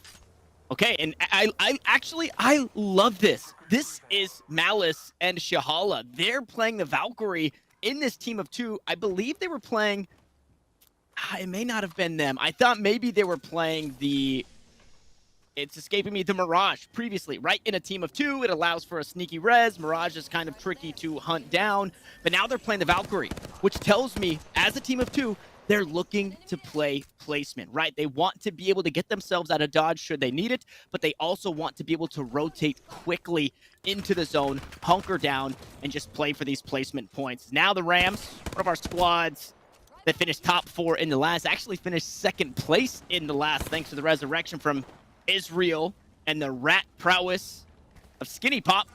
They're looking to hunt somebody down, but not a whole lot given. Shots onto the Trident means everybody's taking damage. The damage continues from that charge rifle. Not enough to find the kills, though. As Saline goes down, it's Apostapa's going to be knocked out of that.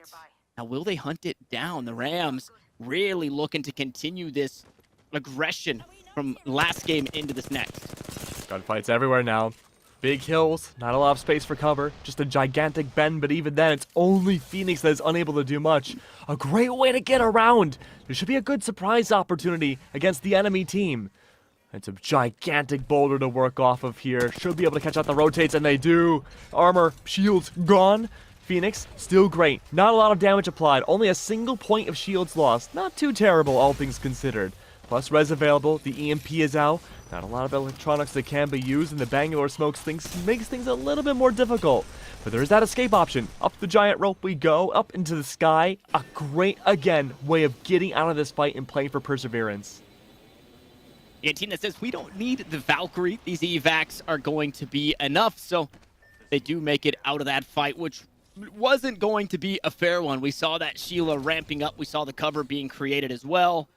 The Rams will continue their way on forward. Meanwhile, we saw Champs fighting South Mech in that kill feed, and that one was continuing to go back and forth. We also saw Pain in the kill feed, looking to earn themselves some KP. And although they took an early exit in the last game, 13th place is where they fell. They'll be looking to make up for the lack of points in the previous, as Suzu, one of our many teams of 2, are also playing the slow con. Just a matter now of waiting, isn't it? Seeing how it's all going to play out from here. I mean, we're at a very sensitive point in this round. Just barely seeing the heads of some players. Don't want to give yourself away too much. You don't know what the enemy team's weaponry range looks like. Bangalore smokes are out. Seems like this could be a potential third party now from Hatsu and Co. Just can't find that proper shot. Choosing the back way, play for safety instead. Same cannot be said though. Drac the Ripper and Imperial, they're back, baby. And that's one. The shields are gone. And they're just looking to remove all this loot away. You're stuck inside of a river. There's almost no place to go. Not a lot of cover whatsoever. Only the mines. The children yearn for it. Is the only way to escape. And even then, can that be the escape option that's enough? The answer seems to be yes. But you have to watch out for Jack the Ripper. He's gonna be the one trying to come on by. Beast of the Hunt is out now. Momo's got pure information. All that you need through the Bangalore smokes. Even the players trying to hide and crumple themselves away. They can't even get the ambush down on Imperial. Jack the Ripper's down though. Germ has to disengage and go for the insta-res, leaving Momo by themselves. A single point of shields to work with though, and still gonna be the stall from Momo. Not much to worry about just yet. Shield battery needs to come out though, or Momo might be in trouble. It's good for everybody to hide here. Good re-engagement opportunities now when it comes to Imperial Hall, but same can't be said for pretty much everybody else in the lobby. It seems like everyone else is suffering right now from these rogue surprise gunfights, especially Lumiere. And Lumiere able to sneak away from that one. That is our winners from game number 3, our first on Storm Point. The RCS Bulldogs taken down to just 1. Fortunately, they have a support on their team. They've got that lifeline, so banners will be able to be crafted. We'll see if they can get them back online. Meanwhile, Pain now working their way on in. Suzu hop into the kill feed and are able to find a knock onto Tracer Pain. So that team of 2 is continuing to fight on forward. Meanwhile, the Sun Valley Goats, they've caught rotations coming on through. The Apostapa's getting punished by Suzu, the team of 2, but it's Germ, the next to fall. Now we see Mavericks, who are sneaking away from fights earlier in the day, able to sneak away from another one. They'll be able to find a reset. But things were getting scary there for a second. So Suzu eventually find the finish onto Apostop as they're going to be taken out. And on the rotations in, Sun Valley Goats were starting to punish teams moving to this spot here in the zone. They've got the high ground, but now Pain going to be looking to punish there, trying to take that from them as Potato rains fire with that triple take.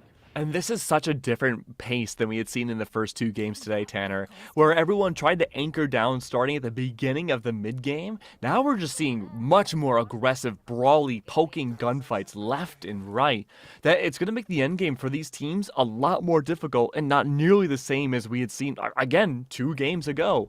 This is about chipping away at the shields and draining utility for every single team member. You want to force out those ultimates. You want to reveal what kind of weaponry each individual team against you has, and it helps you pick apart these fights later on into the game. That being said though, if your utility and your kit's looking good like Spicy Pepper with those red shields, it's gonna be a little bit more difficult to face up against them. This is one team that is going against the grain and anchoring a lot more. Inside the circle, there's not a lot of time left in that either. They think the circle's gonna land on them inside their hunker zone and they're playing for the end game. But I dare say, Tanner, I feel like there might be the only team doing that right now. Everyone else is looking for these rogue gunfights, and it just continues on forwards. But one's already down, and that's Super Bat Kid. It's going to make things a little bit more difficult for Joshy here. Hiding away, using the nade as a distraction, trying to circle around. Can he find the impact? The answer seems to be no. And again, we're back at a stalemate.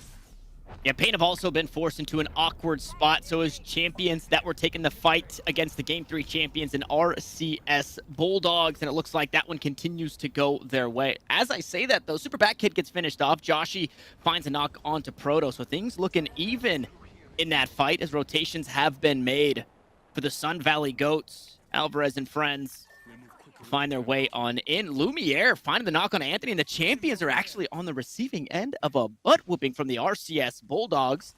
MIA still sitting pretty. They've got themselves set up nicely. Lots of info from that crypto, and then being able to hunker down with that Watson, putting those gates up. I want to say one player remained for Imperial Howl Lovers, and they were all rezzed. So that team is going to be scary and on the prowl once more here momentarily.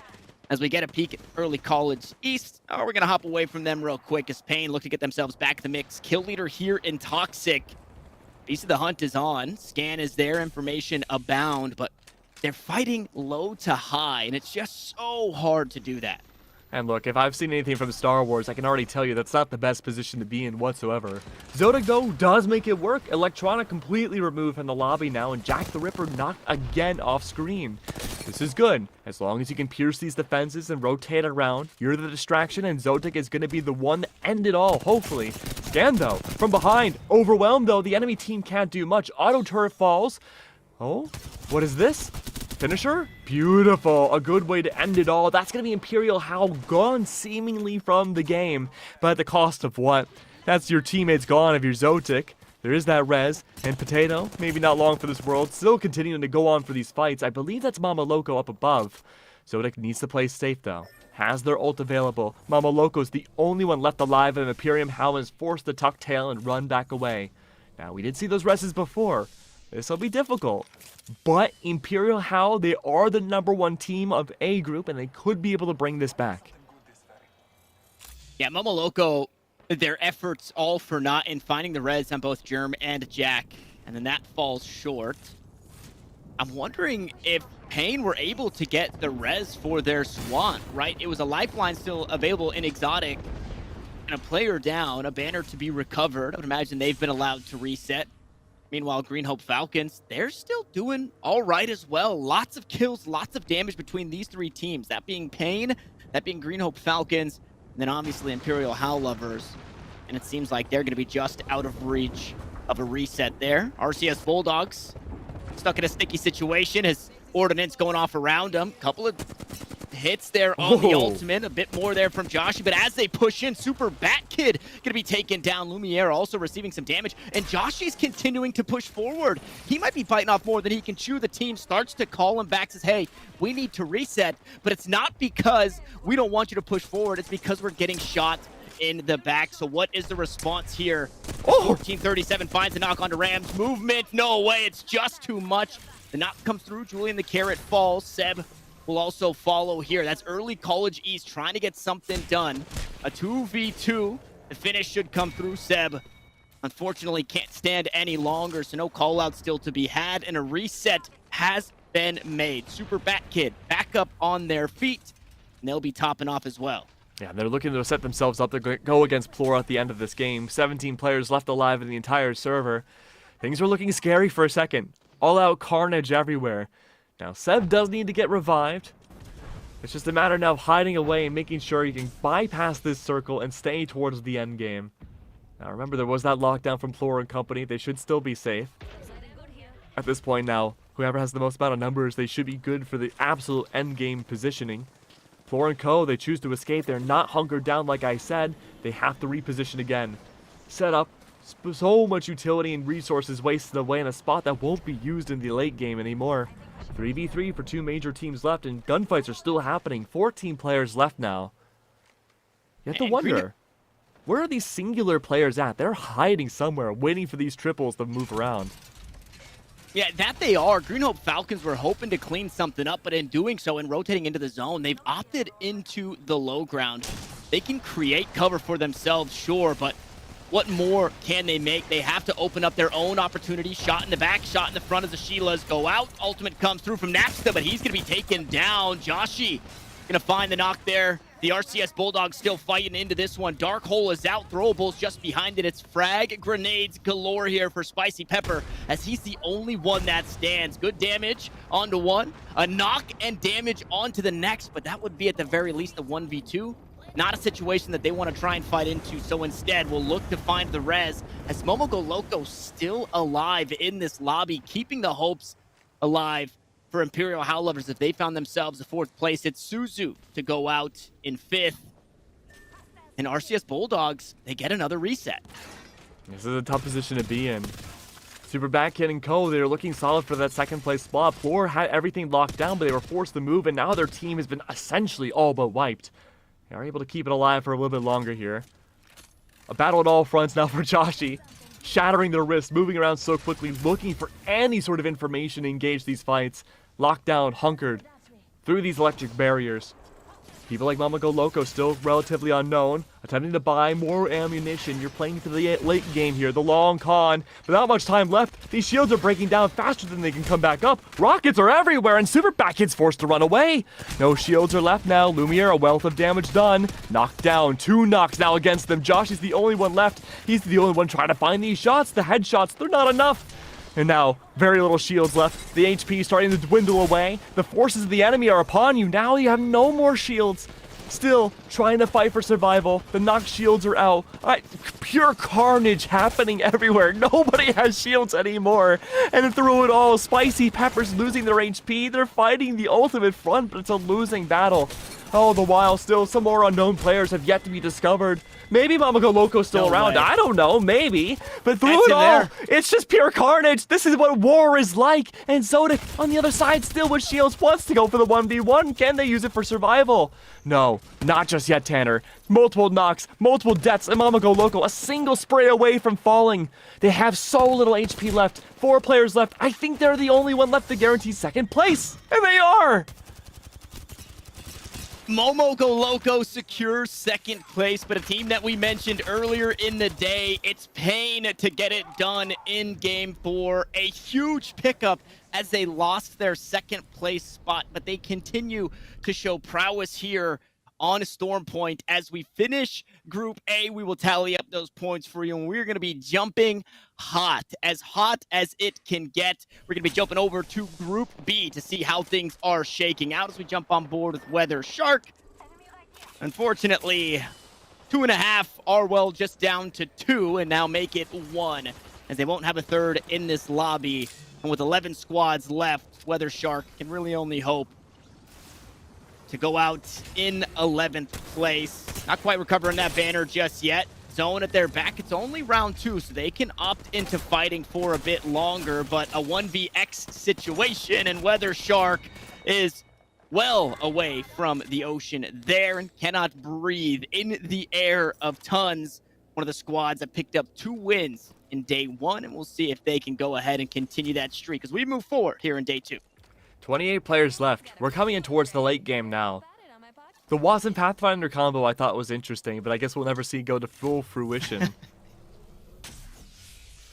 Yeah, unfortunate, especially we had some funny clips of Weather Shark yesterday.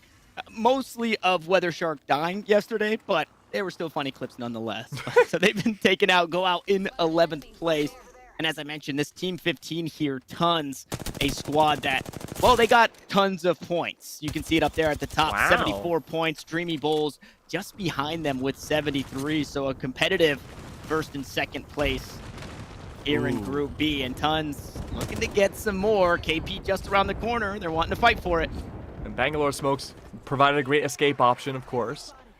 Good way to push into it, though. It's a risky endeavor. You don't know what's on the other side of those smokes, but of course it was tucking tail and running away from the enemy team. Now Notakai looking to push in. They're all trapped and grouped up. In fact, it's to the point where instead of even just finishing off the gunfight, they've given more weaponry instead. This shows the dominance once more. 9 squads are left alive. There is a potential another squad up above, and the answer seems to be yes. Bangalore Smokes go down. Enough time to go for the escape rope. Oh, and plenty of information to go along with it. It's just a matter of whether or not you can survive it, and of course you do. A huge reposition, a disengage out of a what? A 4-way fight? Yeah, they were stuck in a pretty awful spot, too. Pushing in, trying to get aggressive on a team that they were chasing. And then too many teams to worry about there in Harvester. So they play a beautiful rotation, right? Those smokes used beautifully to keep them safe on the ground, to also cut off the sight lines from the players inside Harvester. And they're able to make it out with that redeploy, and then rotate their way to safety. At the very least, 6 KP to their name with 7 squads remaining. And that kill feed just went crazy thanks to those nades. And hey, guess what? Mr. Relis, that is a player from our Dreamy Bulls squad. So they are going to be fighting to get KP as much as possible. And they have just eliminated Jason Allende Rojas there in 7th place. That is a team name, not just a player name, by the way. For anybody who's just tuning in, Jason Allende Rojas is one of the teams. It's the Jason Allende Rojas. He's playing with 3 computers at once. Right. Mouse and keyboard. He's got a foot on each controller. And Bro's literally in the mainframe. Yeah. He's got his gamer goggles on. He's got his power gloves from the NES, both locked in hands.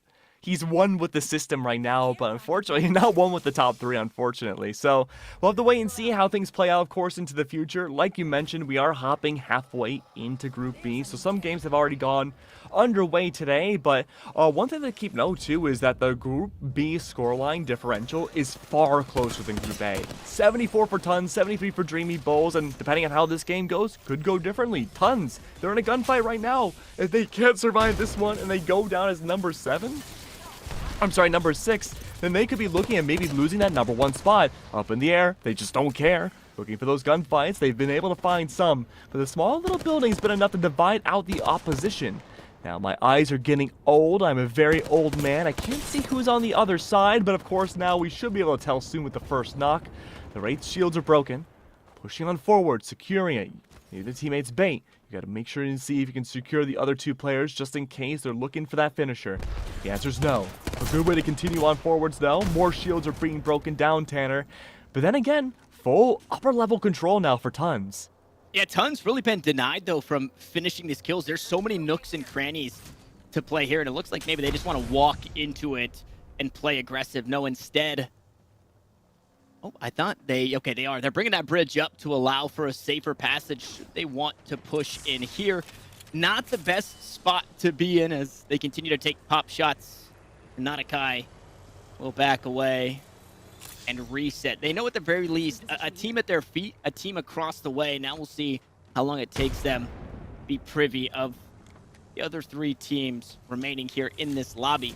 18 players, 6 squads. That's full teams across the board. So taking this one is not going to be easy. There are no freebies left in this lobby.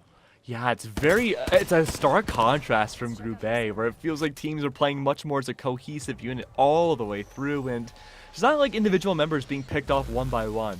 So when we go into Championship Sunday tomorrow, things are going to be very different when it comes to the 2 lobbies meshing together.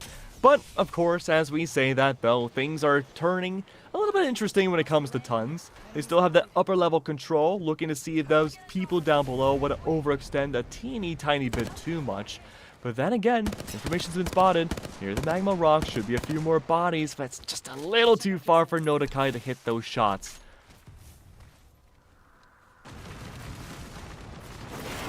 And rotation's in, but it's not a safe one. Watson traps on the inside. And this is a scary spot to be. They have to keep walking forward, and being on the outside of this building is not great, especially with teams on your right, teams on your left, and quite possibly a team underneath. We'll see what Nanakai is going for here. Looks like some ammunition is the call as we are nearing round 5 moving in. That final round, obviously just on the other side of that. Tons able to stay safe for now. Finally, we get some pop shots out this way. Ooh, and a good trade back and forth. Yeah, the Hemlock shots landing. And there's actually nobody inside, so those Watson gates were nobody. So now Tons are allowed to have this building for free. Yeah, free Watson positioning too. You don't have to worry about that left side necessarily anymore. Good place to get those shields back open. Cataclysm, they took a 1v2 and they were instantly mowed down to 1 HP. So good time to reset, regroup themselves as a team more. But this is a third party. This is a battle of triangles here, and soon to be the same team that Cataclysm was fighting should be joining in pretty much now. So this is going to be a 4-way fight. That's much easier said than done. That's pretty much all the remaining players left in the lobby. Shields are out now from Cataclysm. Down below on the rocks, needing to find the perfect positioning, and the answer is yes. Found that positioning, up in the air, escape rope is out, taking it as well. Where will they possibly go? Doesn't matter, playing for safety, joining with the rest of their team once again. But this, what is happening? These are the jungle gym bars, 2 ropes being hopped back and forth. And yet through it all, still, Tons have been able to stay relatively unscathed out of these skirmishes with the high ground potential. Yeah, and I believe that was Paraphernalia that was taken down. Vex, the next to fall. How much more can Tons find here in this one as they give up the high ground, take the low ground, and they will say goodbye to yet another. That's the Ballistic Busters taken out of the lobby. Mr. Relish falling means that our Dreamy Bulls have also gone out. I believe that being in 4th place, as we've got 3 teams that remain. We're on board with Tons. Mauger still in the lobby. So is Paraphernalia, but I think Paraphernalia is down to their last. In Klern, being available, the only one still alive. And look at all these loot boxes. I mean, this is just free for Tons to collect whatever they need. A backstab from Cataclysm as he looks to set a fissure in between the two teammates here. And the rest of Tons are going to look to push down aggressively. Knocked and taken down just for Chaos has been erased. That was actually Klern that's allowed that kill. So Paraphernalia still fighting here in this one. A 3v2v1. He tries to find a way to rotate out. Not going to be the case as Mockers have been erased. And now Tons only have one to worry about. And I think that's little old Klern atop that rock. And he's the only one that separates Tons from a third win here between day 1 and day 2. And World's Edge, this will be their second win on World's Edge, and there it is. Tons will finally close it out that ring, doing most of the work as Klern had nowhere to go. And game 1 for Group B, it goes the way of Tons. I mean, Tons not very far different from what we've seen from winning teams in Group A. Played very safe, played for their abilities first, only engaged in gunfights when they really needed to, and took enough distance in their gunfights so they weren't in a position where they wanted to overextend. They didn't want to feel ego enough to take those fights that were extremely risky. Perfect example of that would be Cataclysm. When they were shot by that sniper long range from the other side of the mountain, there was a good opportunity that a lot of other players would try to ego those fights and re-peek. But because Cataclysm lost all their shields and most of their HP in 1 or 2 shots, they were forced to dial back, get those health back, but the med kits, get the shields back up, and they didn't re-engage with those fights. Very important to pick and choose your battles, and I think Tons did it super impressively. Yeah, Tons understood the assignment. Now, we had a hot swap. Things went quick between Group A and Group B because things are already underway for Game 1 of Group B. And in the meantime, our team has been working behind the scenes to get us those final points for Group A so we can see who the top 10 is that will be joining us tomorrow. And you guys already knew that Imperial Howl Lovers are going to be up there at the top, but Pain managed to squeak back in to number 2. And this is it right here. Pain champions Green Hope Falcons, Sunrise Gaming. And I just want to give a little bit of context on this for some of these teams here. So the Mavericks were, let's see, they were just, I want to say, outside at the beginning of the day. No, they were on the cusp at the beginning of the day, so they secure their spot there. South Mech was the team that was tied for 10th place, and they squeaked that out to get in. They were actually in 11th place, next to RCS Bulldogs, who sit pretty comfortably at 6th place after that win there on Storm Point. So this is it. This is 10 of our teams that are joining us tomorrow, Keg. Yeah, I mean, like all these teams, they've had specific highlight moments that you and I have mentioned through the last few games. They've all played very well in their respective parts. A lot of these teams have also gotten different wins, but because of the big scoreline difference between number 1 and number 2, it's really a battle for 2nd place to see, okay, who can look like the most dominant team? Oh, okay. The most dominant 2nd place team going into tomorrow. Well, that makes things exciting for us because obviously we see a very strong team in Tons, and quite possibly we'll see them collide tomorrow. But that was only game 1 of Group B. We still have 3 more to go as we queue things up for World's Edge once more. We're going to hop away for a short break, and we'll catch you guys on the other side.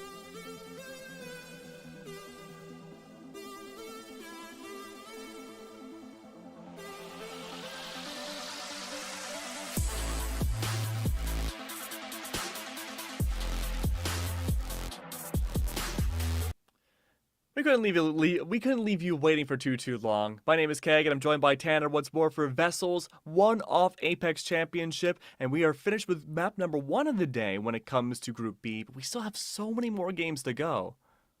Yep, that we do. We're headed back out to World's Edge. We just saw a pretty marvelous game between Tons and the rest of the lobby.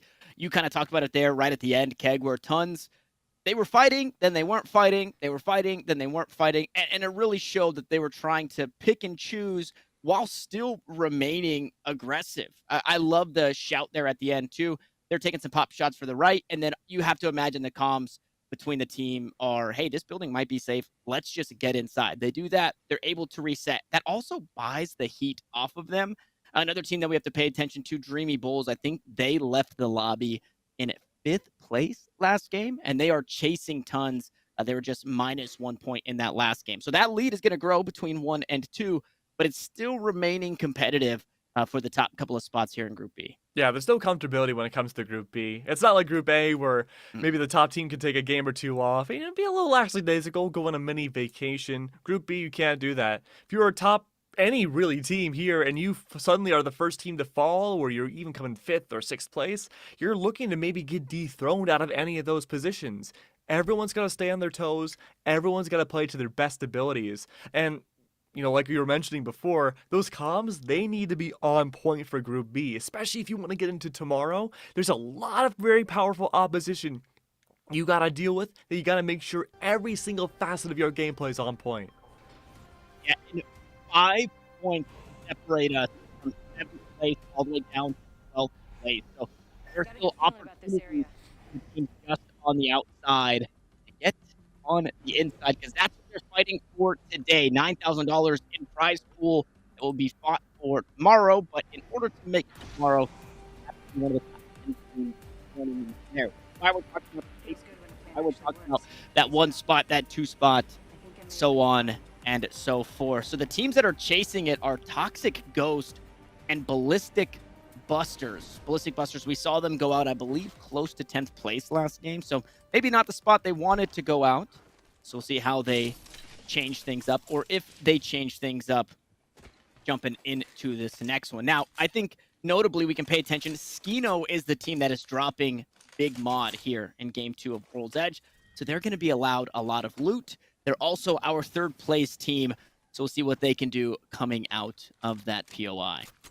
Yeah, I mean, look, the early loot advantage would be huge. I mean, at this point, like, if you have that considerable advantage, you want to start hunting people down around you immediately. But because of how close this game is, there's not necessarily one team you want to target immediately. Not that you really have that information about where a specific team lands to begin with, but you're just hoping and praying that you can take down one of the top 3 super early to give yourself and really every other team a chance to cascade those points over them and suppress them to the bottom of that top 10 to make sure they don't have a chance to make it to tomorrow. That being said, though, early on, a lot of great loot to come through from a lot of teams. We are seeing a lot of info gathering types of legends coming through from each team. We are dividing it out by, of course, like you have your info gathering, you have your support too, but really when it came to Group A and a little bit towards the end of Group B that we had seen, a lot of info gathering has drastically turned the tides of battle, especially Bloodhound. So as long as you can keep them alive specifically, we're looking at very strong late games and very oppressive ordeals when it comes to gunfights. And Toxic Ghost's team here in Geyser, one that is just chasing. I can almost smell the top 10 there. And, well, on the opposite side of riding solo here in Lunar and Mazamundi, we'll have to play things quite a bit slower. This is so scary to me, right? You're a team of 2, and you're not running a support legend. Not that you have the highest hopes of getting a whole lot done as a team of 2, but should your teammate go down, it would be nice to be able to craft their banner elsewhere and stay in the fight to continue the placement moving forward. But it was Bangalore. It was an Ash. We'll see if we can see Lunar and Mazamundi in that kill feed as the game progresses. As Fullbox, one of our squads that got started early, they're going to try and reap the rewards of the trials loot here. Ammunition is escaping them for now, so hopefully they're not getting pressed too heavily as they look to get started. And going back to real quick to talk about teams that only have 2 players, it's hard to prioritize what you want to accomplish out of a matchup when you don't have that third. If you have a support player and then let's say an assaulter as that secondary slot, then you have that support rely on the assaulter and vice versa for each and every gunfight. But I think if you go for an Ashe and a Bangalore, there is a little bit more wiggle room for self-sufficiency. You can get out of gunfights on your own without really needing your teammate as much, and you can go for these much more grandiose crunches, right? But it comes with the trade-off that you have to max out your loot, and you got to make sure you can hit your shots very effectively.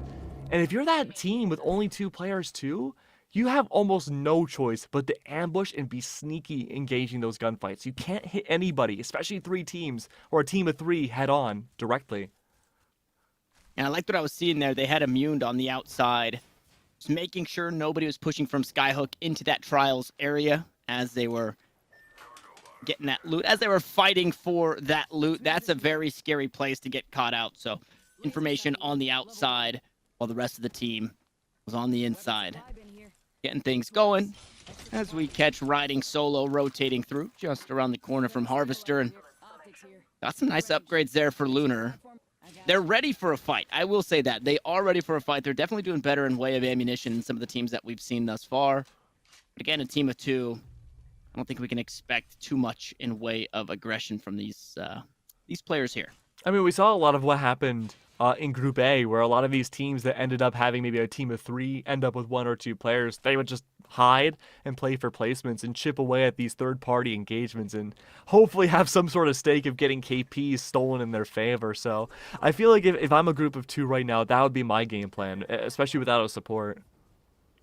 A defensive bombardment raining from the sky, and that right there, I said maybe smelling the pie of that 10th place. Tons are starting to smell the blood in the water, looking to see if there's any way they can get into third party. That's fight that is happening just on the other side of these mountains. So when they're actually catching that team rotating from that big mod side up to the no-name village here. Oh no. Oh, this is tough. Shots barely connect. The drop down is there. This is a good start. Yeah, look at Notakai. Notakai just running in. High ground still being held, but Notakai not letting this seemingly solo get away, and that is exactly the case there. So a kill picked up, a squad wiped, and Tons just keep doing Tons thing. And look at this, continuing these gunfights more so often. Tons are in a great spot right now to catch out teams rotating into the circle. But again, if these are solo fights and far away, it's still a big risk involved, even if you only have 3, if you're a team of 3. But looks like though, all these teams, they have to push directly into Notakai. Not the best place to start, but if you can rotate from behind like this one player is. Oh, I thought they were shot out of the sky. I would have been so impressed. But instead now they have this gigantic facility to work with and escape from Tons.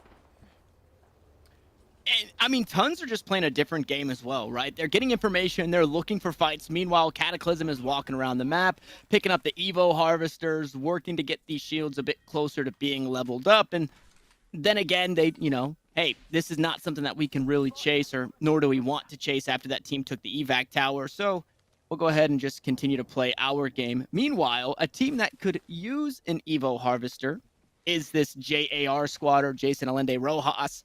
They're sitting on white shields and no damage. It's a scary spot to be. And it means so much more now, Keg, right? To level up your shield doesn't just mean more health and, more oomph in a fight, but it also means a lot of these upgrades for some of these legends, right? It means shorter cooldowns for your tactical or your ultimate, or it means more information for your team in way of utility and death boxes. It really stings to be sitting on whites for, I don't want to say as long as they have, because we are kind of just getting started, but you definitely would love to have, those blue shields at least evo up once as soon as possible. I mean, hey, to go off of your point, right? If the longer the game goes on and you're still on white shields, you're bound to be a part of some sort of engagement with a team with blues or purples by this point too. That's going to be very dangerous to go up against. You need as much advantages as possible, and going to what you said before about cooldowns, having someone like Bloodhound, again, a longer cooldown on his scan, on their scan, that means you won't really be able to use that nearly as often as before. Now, Rhino and Co. do spot 2 teams, or 2 players, I should say. They have the advantage of not being known, 3 hostiles detected off of that scan.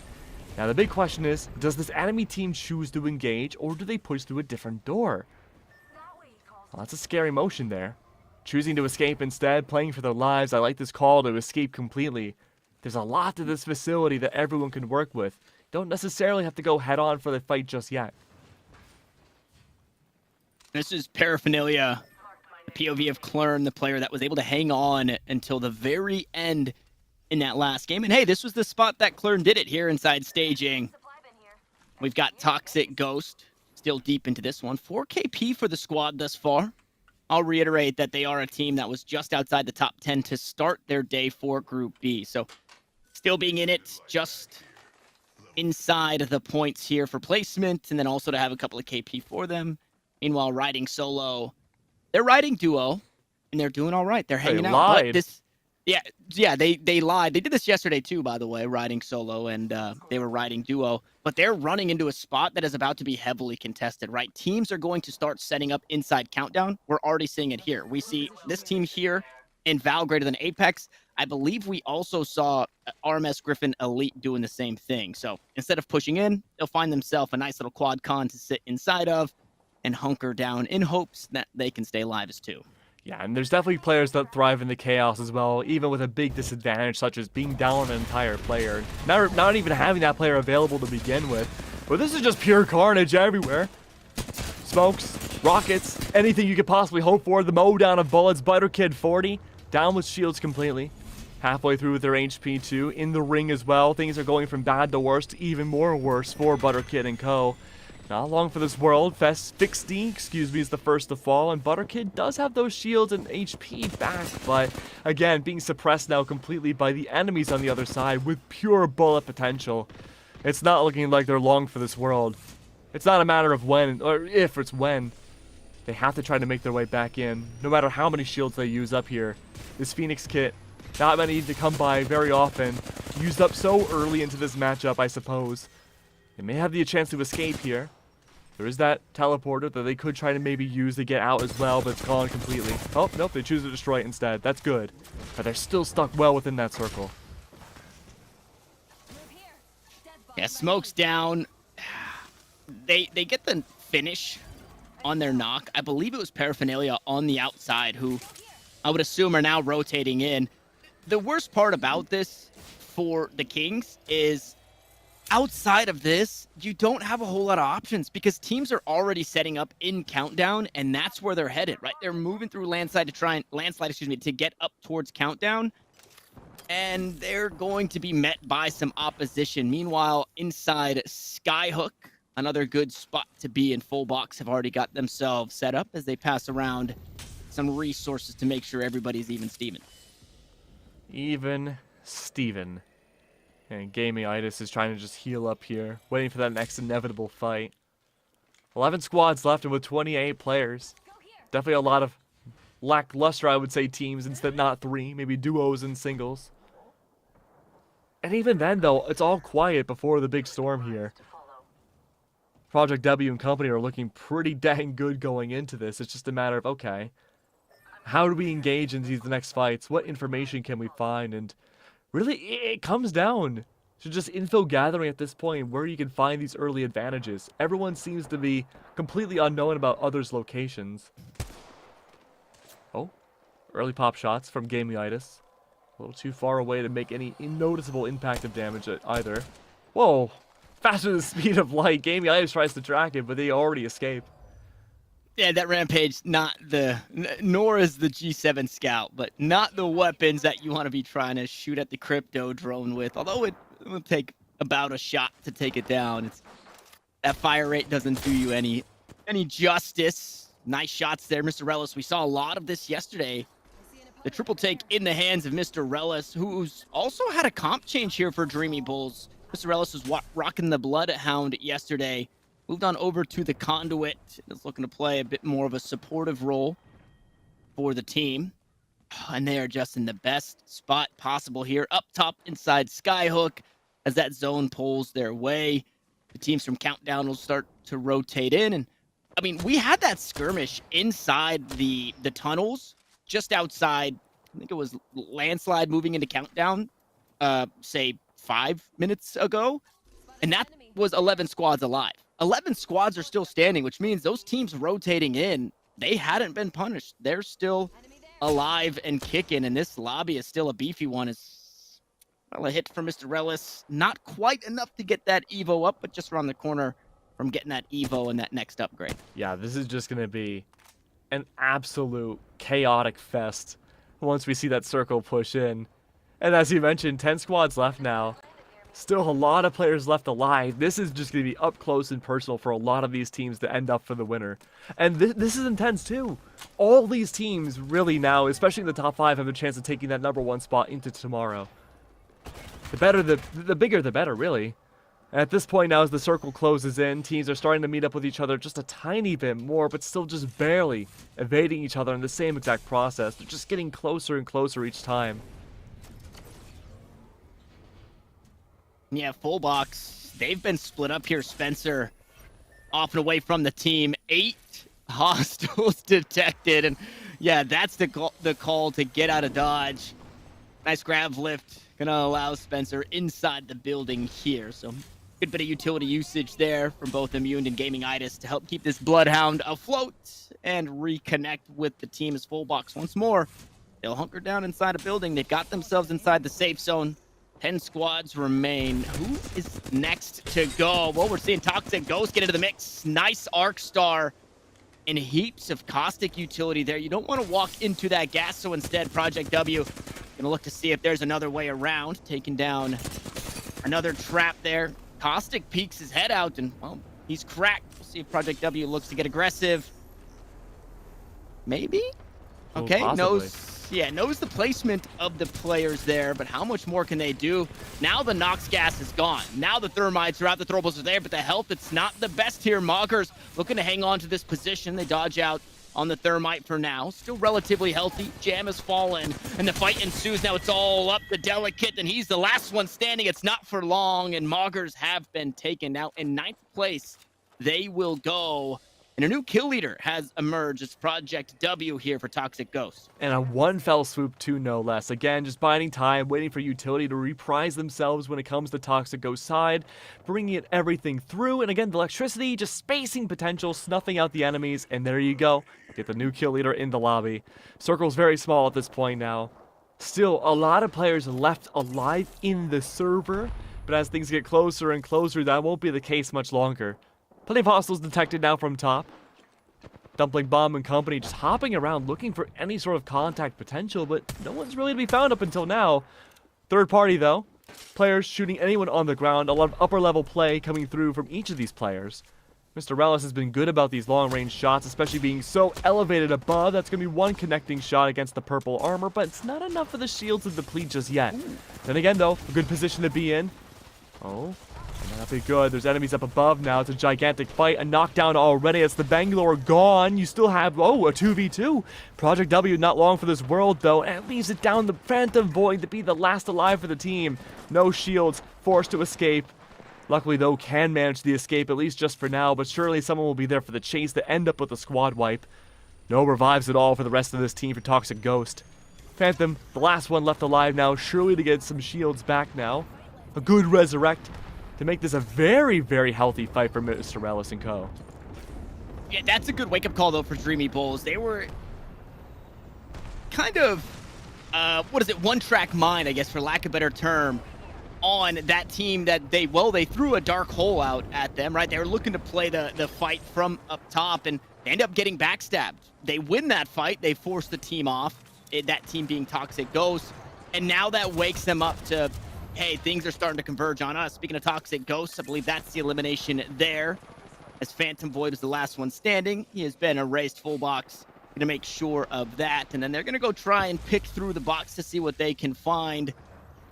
As the Crypto Drone, EMP will chip away at the shields, but they're safer now. Fire is going on, right? Gunfights are happening, but they are not in the middle of it just yet. Now remember, the Bloodhound scan detected 6 different hostile enemies, and half of them were behind that ramp where Mizuti's box is being looted. That means effectively now every single team is surrounded by each other.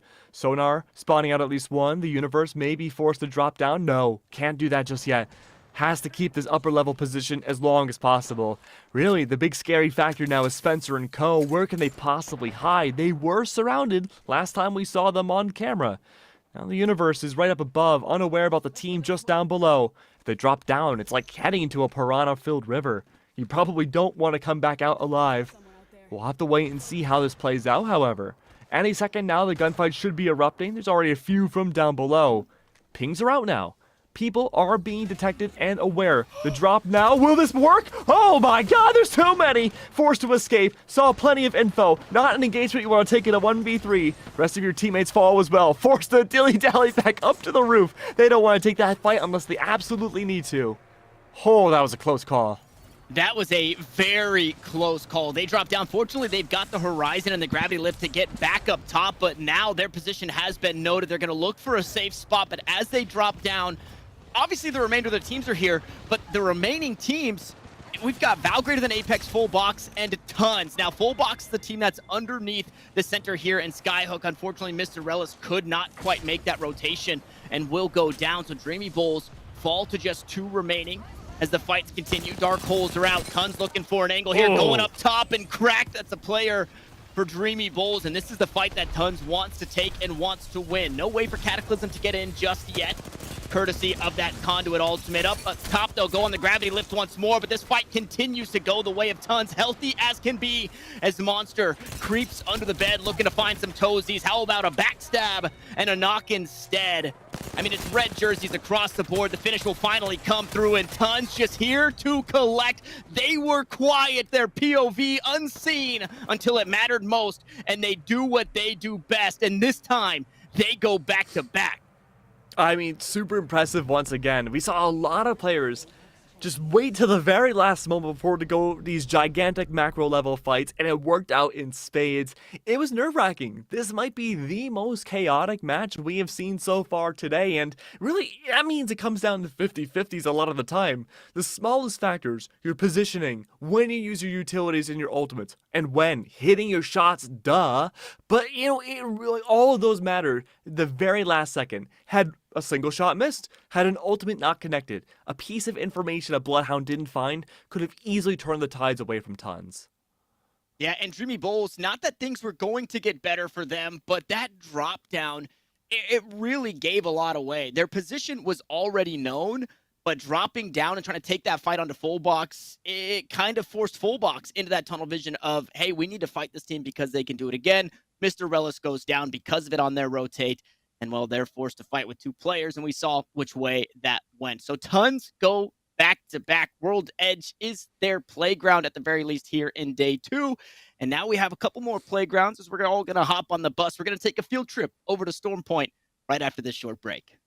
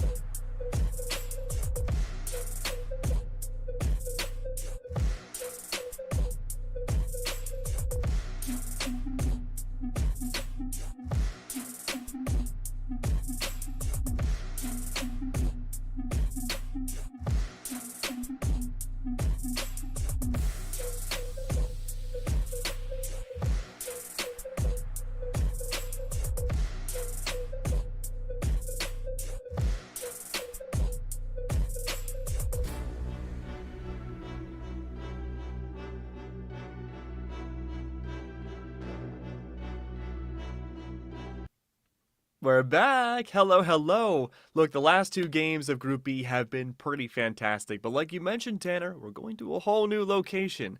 My name is Keg, and of course, once again, I'm joined by Tanner. We're going to be seeing if Tons can keep their reign going or not. Yeah, the one difference that we saw from Group A to Group B yesterday as we jumped around, a little different of a format. They're not going at the same time. I'm happy to have the groups just finish A. Now we're looking to finish B.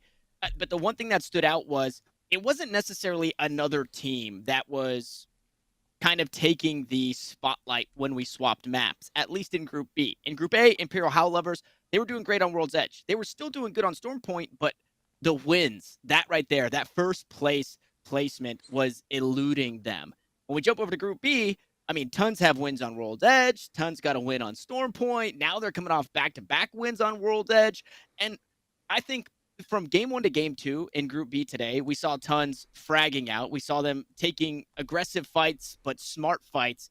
They were a little more quiet in game 2, but they're still able to come out on top and grab a win. So this is just a team that has really showed us not only a variety of play styles and that they can play to the occasion, but they've shown us that, I mean, they're giving Imperial Howl Lovers a run for their money. When it comes to points, Tons are already in a spot where they're close to passing that first place Group A spot.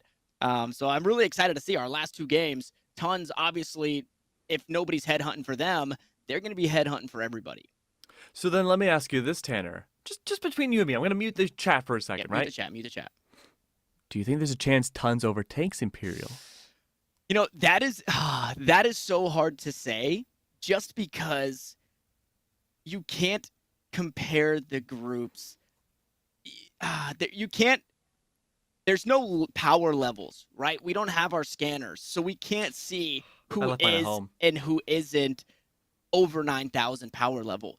The difference between the two groups, because there isn't a threshold, and I don't want to just say, it feels bad to say anybody is allowed to play, but we're looking for the best of the best North Carolina high schoolers, right? So we are going to have a separation there's going to be a skill gap, essentially, is what I'm trying to get at. And I'm trying to say it in the nicest way possible, but there just is that. So you can't compare, without a threshold, you can't compare the two lobbies until you compare the two lobbies, right? Until the two lobbies meet. So I know I took a long way around giving you a political answer, but we'll just have to wait for the championship Sunday. What I will say is they are putting up a good showing. They've matched that same prowess of micro play and macro play. We've seen them win and take gunfights. We've also seen them play very smart around the map, just like we saw from Imperial Howl Lovers. Well, it looks like Tons, though, are going to be completely disengaging from the world in the beginning here. They're going to be landing in the hill and just taking over the entirety of all the loot there. But look at the upper right of the map here. That's what? 1, 2, 3 different teams dropping around the station? That might be a lot of early fights and a big decimation that could make things a lot better or easier or maybe exponentially worse for all those teams up above. Yeah, I was very surprised to see that Tons opted in going Mill versus Downed Beast, but instead that's going to open things up for Full Box here to go Down Beast. This was one of the spots when you asked earlier on the day, right? Hey, where do you like to land? How can you kind of match the loot that you found on World's Edge? And Down Beast is a spot that has generally pretty darn good loot off the rip. So Full Box going to reap the rewards of this one. They're also not falling contested. I think we saw a couple of teams fall up towards North Pad. And Full Box, one of our squads that did pretty good yesterday, started pretty well today. And so they're going to be rearing up to have another good game here on Stormpoint. Yeah, I mean, the way the Group E has gone so far is that there's been like this kind of ebb and flow of big gunfights that have happened throughout each of these maps. Now, of course, we are going to a new map, so things I'm sure will be a little bit more different. Things have been more punchy here, like we had seen on Group A, but it would definitely be more aggressive the first time around for Group B when it came to just like how people want to chase after each other. They want to go aggressive, pick up some of that early loot, trim the fat of sorts, right? But then that mid game would come by. The second circle, the beginning of the third circle, not really a lot would happen until the very end. So I'm expecting to see a lot more of a ramp up here going into these next two games. I want to see more action early on. And I think, again, this could be a great opportunity for a team like Dreamy Bulls, Skino, whoever can catch out Tons first. They may have a very secure chance of sneaking out that #1 spot this game. Yeah, Dreamy Bulls, I mean, one good game. I say one good game, they're chasing 30 points, but this is a team that we've seen put up 30 points. As Toxic Ghost, a bit under fire. It looks like that's going to be the Ballistic Busters pressuring this Toxic Ghost squad. Love that. We'll take it. Love the crypto for that reason. Just having that instant tap on the scans. Also, instant reses. You can pick up banners super easy. You can just go and tap that respawn and do it all with your drone. So you can reach out and touch a whole lot. We saw Valk play a lot of crypto yesterday, bringing it on over today. As Ballistic Busters send a few shots, but they don't do much more than that. So they'll go back to doing what they were doing, and that's finding loot. It's going to be a bit of a quiet engagement early on here for a lot of these teams. It seems like all the teams that dropped in that upper north area aren't really contesting each other early on. A lot of respect given this early, especially when it comes to loot and just overall engagements. But when those fights do inevitably happen, it's going to be a messy one. And realistically, there can only be one survivor of them all. So it's going to be interesting to see which one of these top teams can make it out first. But it looks like we already found our initial engagements. Project W looking to chase down whoever that was on the other side of that smoke. The Bangalore smokes are down. A great way for Project W to go relatively unscathed to get inside of this building and maybe go for a sideswipe against whoever was trying to run away. Hey, that's who was trying to run away. Now the door does break down. The swarms are happening. There should be a barricade for whoever was running away, but we'll have to wait and see. Trapped inside, though. Gunshots are down. A lot of respect given. Now it's going to be Jam on the other side. Fire and brimstone everywhere. They have to survive. Going down this early would spell doom for the entirety of this team and may very well not be able to go into tomorrow's games. You don't want to go down this early. Delicate Apex suffering quite a bit. Chaos, though, all the same, hidden inside of all this smoke. Seems like Project W and company may have just tucked tail and run away. They don't want to engage just yet. No, not at all. Toxic Knight goes down in that engagement. And, I mean, that's just, it's so difficult, right? Playing into any building when there's a Caustic on the other side, doesn't matter how good you are. That Toxic Gas really throws a wrench into things. So because of that and because of the knock, they opt in to just looking to rotate on out of there. They use that Ash ultimate for a quick rotation. They also weren't landing the snares, which really stings because they had a player completely caught out. That Bangalore was far from the team that was sitting inside that building, that being Moggers, who were inside there. And so a little heartbreaking. They could have got a bit more out of that, but Moggers allowed to survive. Toxic Ghosts also do the same, and they're going to go ahead and reset. Meanwhile, 2.5 here, sitting on just the 2. They had a pretty slow start earlier in the day, but they are one of few teams that only have 2 players in their full squad. It's just a matter now of waiting to see where that circle is going to end up getting closer into. Good escape rope, of course, going towards the center. And so far, though, all these teams are playing it pretty safe. This is much different from when we went to the Storm Point Group A, where things were just immediate gunfights. Yeah, Storm Point does allow for slower lobbies, I will say. Group A, I feel like World's Edge played a little bit slower. I think everybody kind of feeling the pressure of day 2 and wanting to make sure they can end up in the top 10. So we started with pretty slow World's Edge, and then as the confidence level ramped up, so did Storm Point. And so we can expect things to go a wee bit slower here, especially slower than our Group A, who really was just pedal to the metal as Tons fight the Prowlers, looking to get some Evo from that. Unfortunately, Monster the only one still chasing that upgrade. And they're not the best in way of ammo. We saw them drop Mill. Now they've worked their way to the outside of the map, now working their way back in as they're still chasing the zone. This is the team to watch. This is the team that just went back-to-back. We'll see if they can get the 3-peat. But for now, they're able to play slow, which is arguably probably what they want to do with Monster still sitting on that white shield.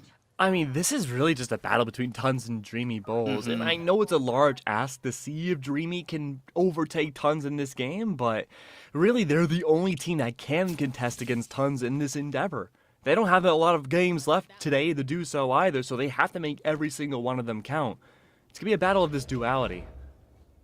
And again, a much slower game goes on. As you can tell, the nerves may be trying to set in. $9,000 is on the line, and that is a lot of money to pretty much anybody on this planet. So you want to make sure you make the most of these games. You don't want to squander that opportunity away. Optics here. Mid-range. Yep, RMHS Griffin Elite. One of our few squads that are repping the set for their school specifically. Lodestar had a pretty funny rat game yesterday, but today here, day 2, they've been relatively quiet. We've seen them go out in the kill feed a couple of times. Not a whole lot more than that. Meanwhile, Paraphernalia still sitting on those white shields. And maybe has spotted somebody. The wall, the command center, that area is a scary spot to be, because I think it was Tons who were pushing towards the wall as they work their way into the safe zone. So that ring's going to be forcing them this way. We'll see how slowly Paraphernalia want to eventually start moving into this zone as well, with potentially a powerhouse at their back. I mean, theoretically, right? You have that stronghold in your favor. You have a giant fortress to work with. But the problem is, though, depending on your positioning inside of there, especially as it dips down with the stairs, you might be facing yourself into a funnel. Or a team like Tons, if they make their way in and have that upper stairs control, it's over. There's not many places for you to go. Let's go that way. Everyone's just trying to meet up here. And Moggers sitting pretty. Purple shields across the board. That feels pretty darn good. Riding solo also not in a bad spot. They've been able to grab the upgrades for themselves. Toxic Ghost, 12th place to start the day. They put themselves in a precarious spot. They played a couple of games in the wrong group yesterday, which means they did not bring any points Nice.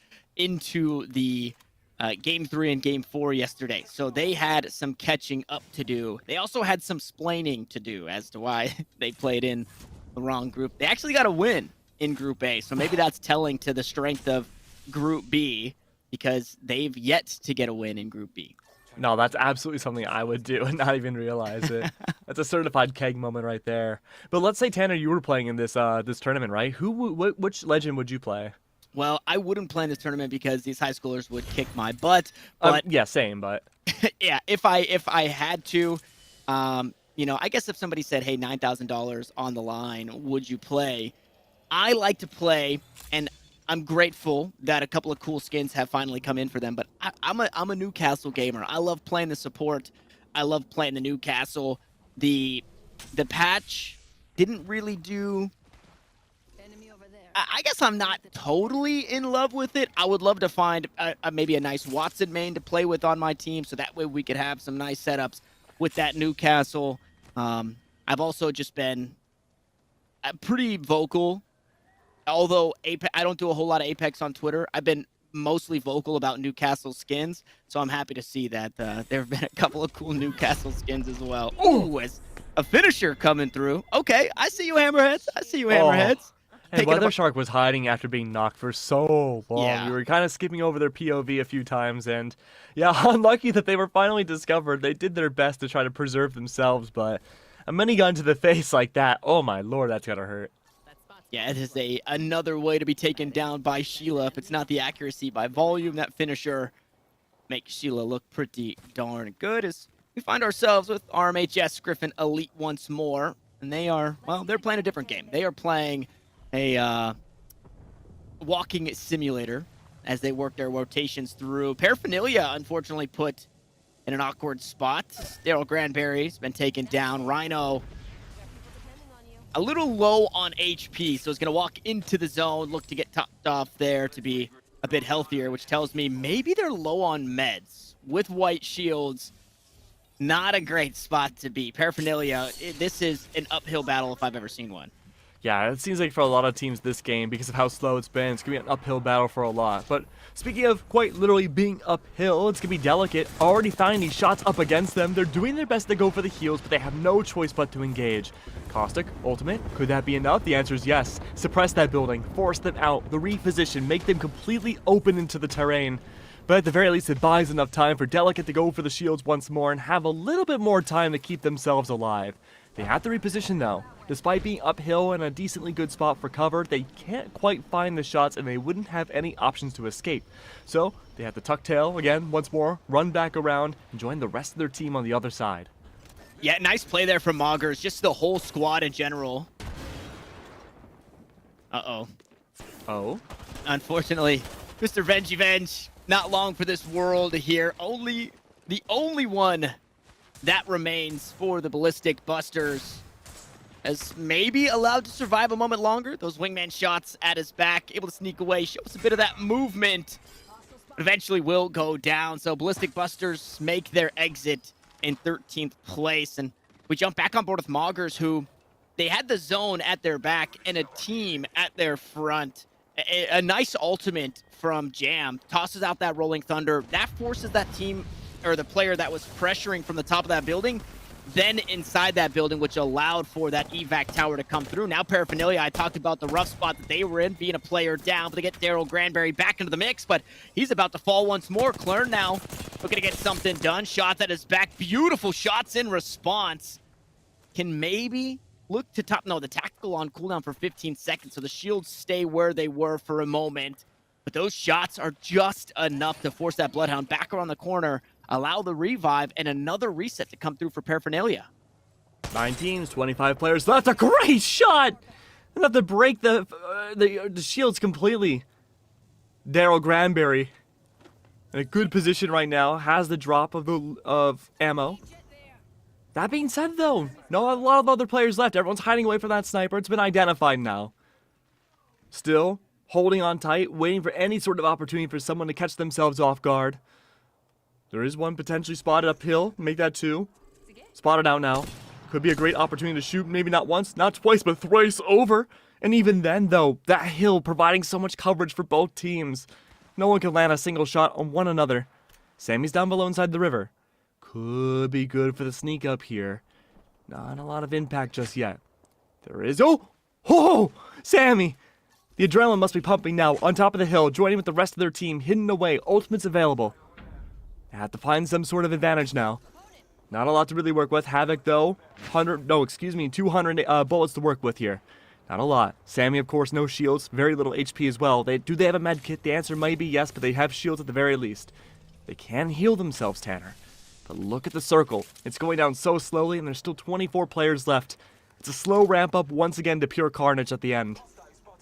Yeah, full squads across the board here for Group B as we near the end of Game 3, our first on Storm Point. Here's Dreamy Bulls, a team 30 points behind Tons, so still chasing that. 3 KP to their name, at the very least. Mr. Ellis playing the Valkyrie here, so quick rotations available with that Skyward Dive. Nice shots with that 30-30. The zone's closing in, and it makes me wonder, right, why that team on the low ground is playing so aggressive. I think that was JAR. Now we're just peeking their heads out, taking damage. Now the smokes are down, the Massive is out. Beautiful shots from KATP.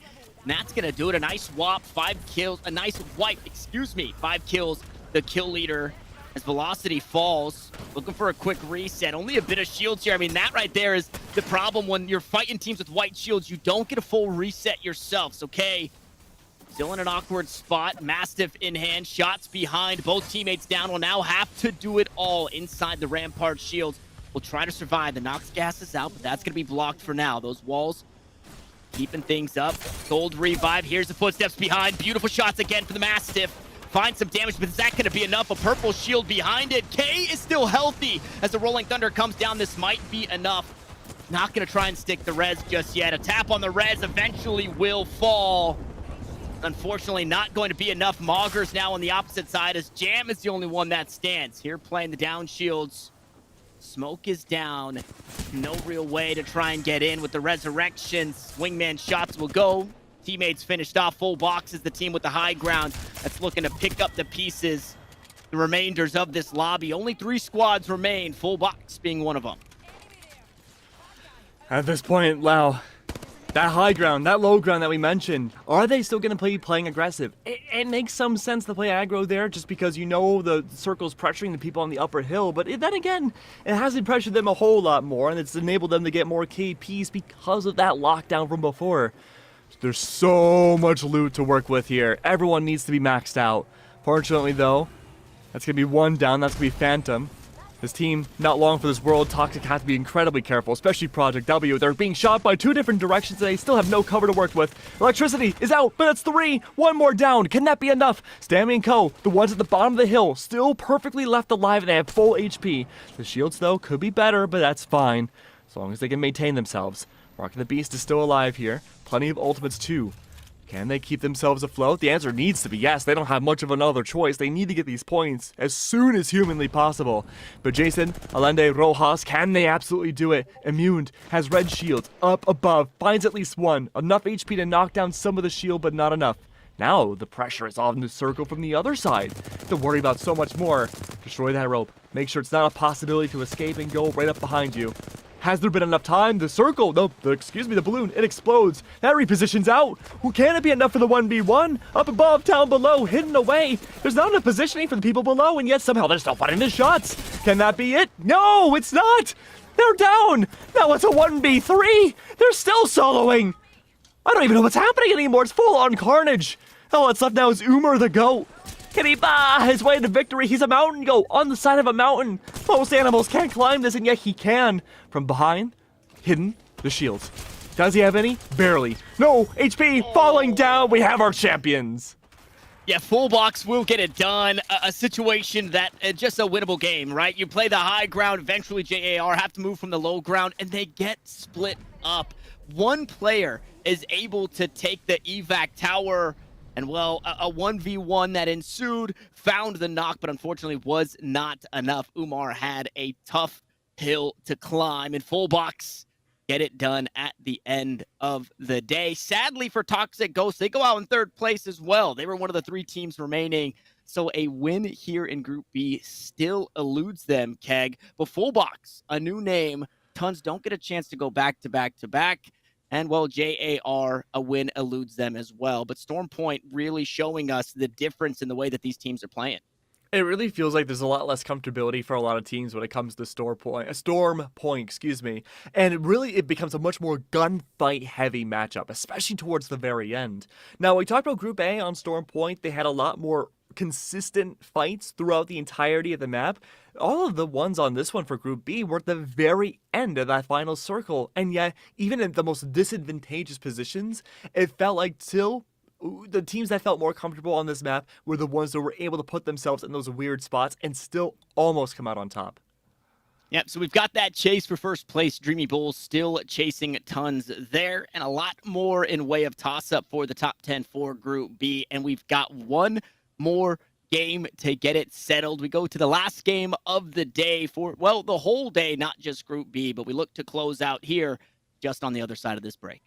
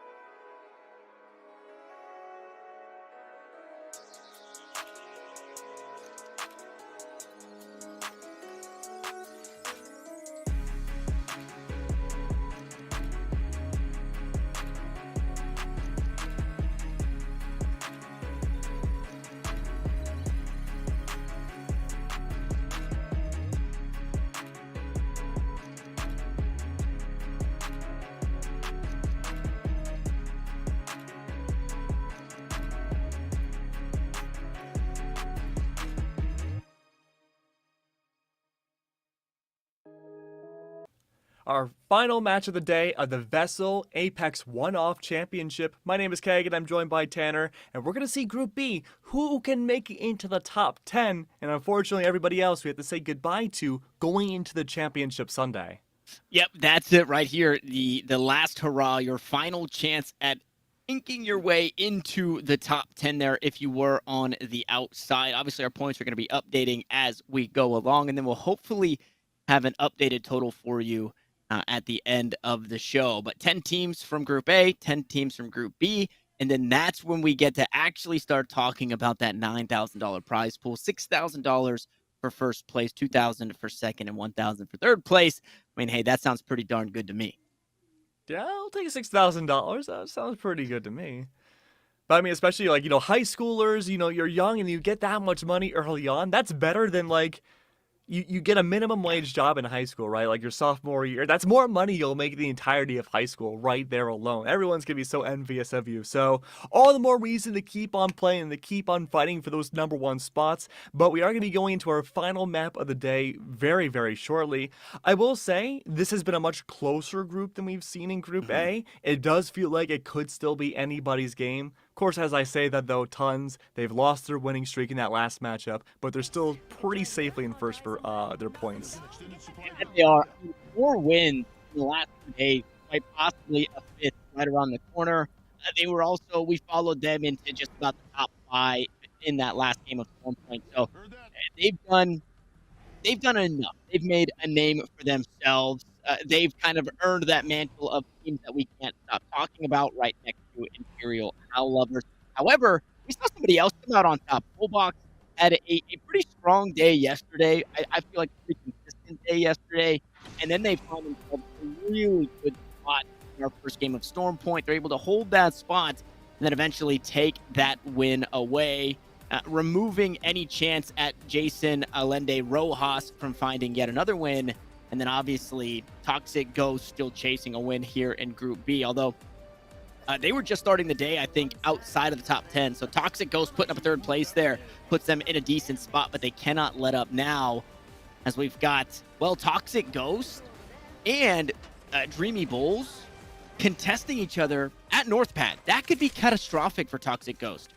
Yeah, absolutely. We nearly saw Tons and Riding Solo do the same, but at the last minute, Riding Solo chose to disengage between two of those gigantic power positions on the left side of the map there. I'd love to see what Toxic Ghost and Dreamy Bulls can do in these initial engagements.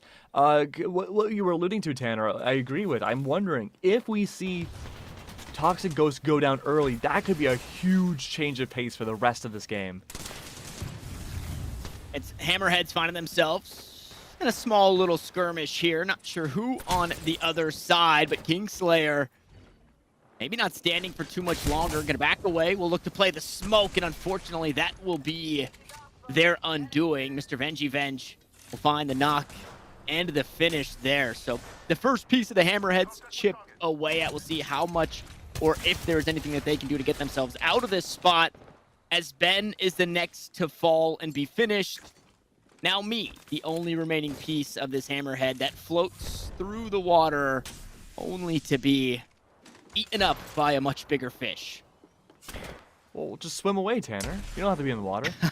Right, yeah, just swim away. Just stop letting that happen. As Dory taught me that.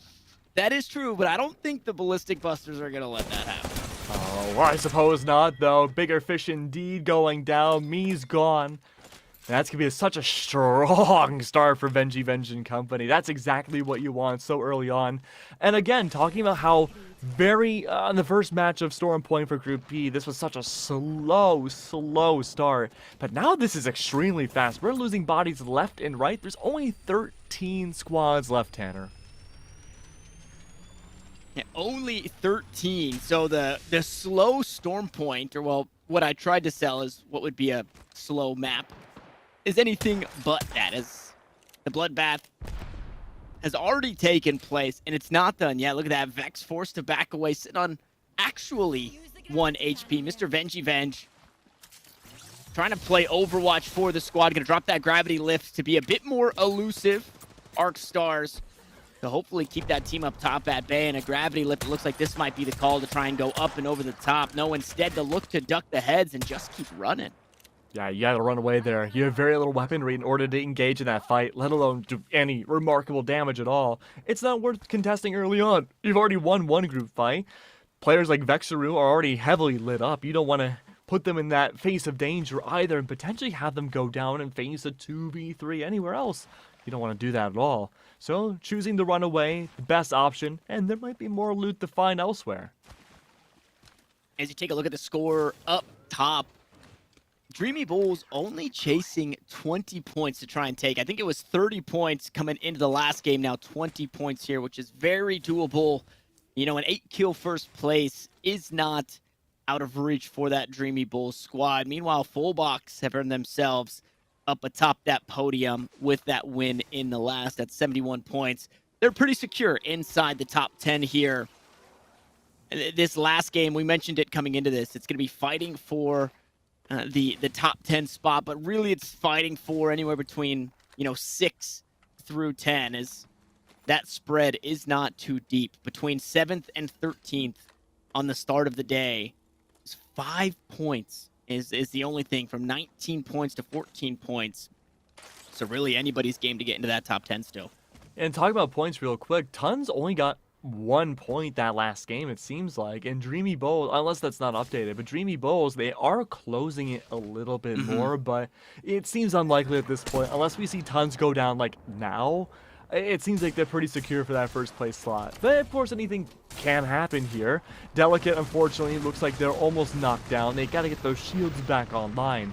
Now, the rest of Just for Chaos and Co., they're looking like in a decent spot, but they did lose that upper level control, and they try to hop their way back up, but, okay, there you go, Delicate. You made it. Yeah, Moggers put themselves in a good spot last game, and we'll see if they can do it again here in this one. Aggressive ultimate for Delicate to try and push forward, and much like they did a moment ago, that team will find refuge inside this building, but I mean, center location is Stormcatcher, so if you're going to fight here, you got to fight and get out of dodge, because everybody can not only hear this, but you're going to find some of those more aggressive teams looking to third party this if you take too long. Yeah, and it's going to be a big group up, and we're already seeing on the feed right now so much happening elsewhere, especially K, who were in those initial fights that we talked about in the upper left that would soon blossom out. It wasn't against Tons, but it was against Toxic Ghost, but they haven't faced each other, but it goes to show, in this upper quadrant of the map, so many different important gunfights are happening. Delicate and company are still not completely sure if they're safe or not. They're scouting for those inside the building. They may have been able to find at least one, and there they would be. It's just a matter of how you want to go for this precision strike instead. Still unknown. Looking for a way to maybe get all down. Now, top at one point was knocked. They did get back up, thankfully. And we got to see that off camera. But these two are just kind of, yeah, they're just kind of hanging out. It's a dance party here for Moggers and Val greater than Apex. Like you mentioned, top getting back up means Val greater than Apex able to survive. But now we see that ring pull, and it's pulling a little off to the west, that down beast area. Or maybe even that checkpoint area. So both these teams going to have to move, and instead, it's Moggers to move inside this building. Reveal of everybody here will allow top to stand and fight. We'll find a knock the Universe to actually do just that. And we saw the Universe go huge yesterday on World's Edge. We'll see if they can keep moving forward. That Spitfire with so much ammunition in the magazine means you do not have to stop shooting. Now, Beast of the Hunt available on the other side. Moggers looking to find a way to close this out. Instead, it's a scan and a backpedal out to safety as Dumpling might be able to find yet another res on top. It's possible, but you're sitting duck while the res is happening. A team could easily puncture in during that time, but the answer is no. Top goes down twice now. Still alive, however. Very little HP and no shields to work with at all. The circle, of course, nowhere near to be seen. Gotta make their way eventually over. But these gunfights have been so heavy. And as we get closer to the circle, they should be illuminating much more. 11 squads are left already, 30 players in tow, however. Most of these squads, except for one, should be full. Oh no. Is that the solo? The only solo in the entire lobby? This might be it for Limuned. Immune? Double immune? Too immune? Well, he's too immune to bullets, apparently. Look at this. No, it's the mow down, so it's not the solo just yet. Spencer and Co, they're looking to pounce their way inwards. Now, keep in mind, there are ultimates available. The scan, does it find much? A little bit. But through the rock, trying to find some information. Damage, possibly. Yes, no, maybe so. Blues, HP. That means there's no discernible advantage in terms of shields just yet. And even then, though, reposition capabilities inside that big facility, it might be useful, but you'll be a sitting duck and trapped completely if you go in. This is also an awkward spot for Full Box to fight, right? This is a team that's coming off of a win. This is a team that's, can probably sacrifice a placement here, but you still don't want to do that. So taking that fight against the team while both of you are still being chased by the zone, right? The ring is closing. They have to start moving in. So instead, they disengage from that fight, although it could have been one that maybe they win. They opt into disengaging from that to try and find another way to rotate through to find safety inside the zone. Meanwhile, Dreamy Bulls, they were fighting the Kings just moments ago. Dreamy Bulls chasing tons here in this race to first. Skeeto was our third place team earlier. They've since been knocked from that podium spot, but they're still up and running with 10 squads left here in the final game of our day. Ooh, look at these shots. Too immune, however you want to say his name, is forced to run away. And in the water, no less, you're slower, and you're way out in the open. And it seems like now he's separated from the rest of his team. That's not good. It promotes individual 1v1s. And Gaming-itis is knocked down, and of course the other one, Spencer, is completely gone. Immune is the only one left, and has to preserve their life. These shields, important. The shots, undiscovered. Maybe he'll drop back down. The zipline was there. This is a battle of running away. He tries to take the fight, but he's not able to look all the way up. He's trapped completely. Everyone's mowing him down. It's the inevitable. Another one falls. 23 players left now. It's like all chaos every which way you look. No matter where the observer goes, it's nothing but carnage every which way you look. Now, Venge does drop down. Does he have to worry about anything? Yes, it's the circle. Completely submerged in it. Has to try to bring out this gigantic balloon and fly their way to safety. They can definitely do it. They're taking a wealth of damage in the process there. They could be landing directly into the heart of the enemy, too. Yeah, how scouted is this area? You can hear shots just on the other side, and just moments ago, it was actually tons that took down and closed out those kills onto Full Box. Meanwhile, riding solo, our duo that's riding together, they opted into taking a fight, but Mazamundi forced off the top of the building. Good shots laid down on to them means forced to back away. Lunar still looking for ways to gatekeep teams, but again, I always opt into, especially if you're a team of two, playing safe for the placements. I'm not too sure where this team falls on the leaderboard, but you're not doing yourself any favors taking aggressive 2v3s. Everything's going to be a 2v3, and well, now they have no real way out as they opted into taking that fight, and that seems to have maybe ticked some people off on the opposite side. As the evac tower gets busted up once more, and Mazamundi also did not get the opportunity to ride that evac tower. So they'll be taking their Chevrolets to safety. Maybe I spoke too soon. A grab cannon will also do that trick. Yeah, I mean, at this point now, you have only blue shields. You don't have a lot of equipment in your favor necessarily. The bullets, too, for Maximoni didn't look great, or at least the ammo count. You can't really play for fights anymore. You're going to be overwhelmed and overrun all the time. And speaking of which, we had just seen that from Topher Yashi's as well. Now we're starting to see these big, powerful squads emerge. The power players, if you will, find much more impact as we go into the later half of the final map of today.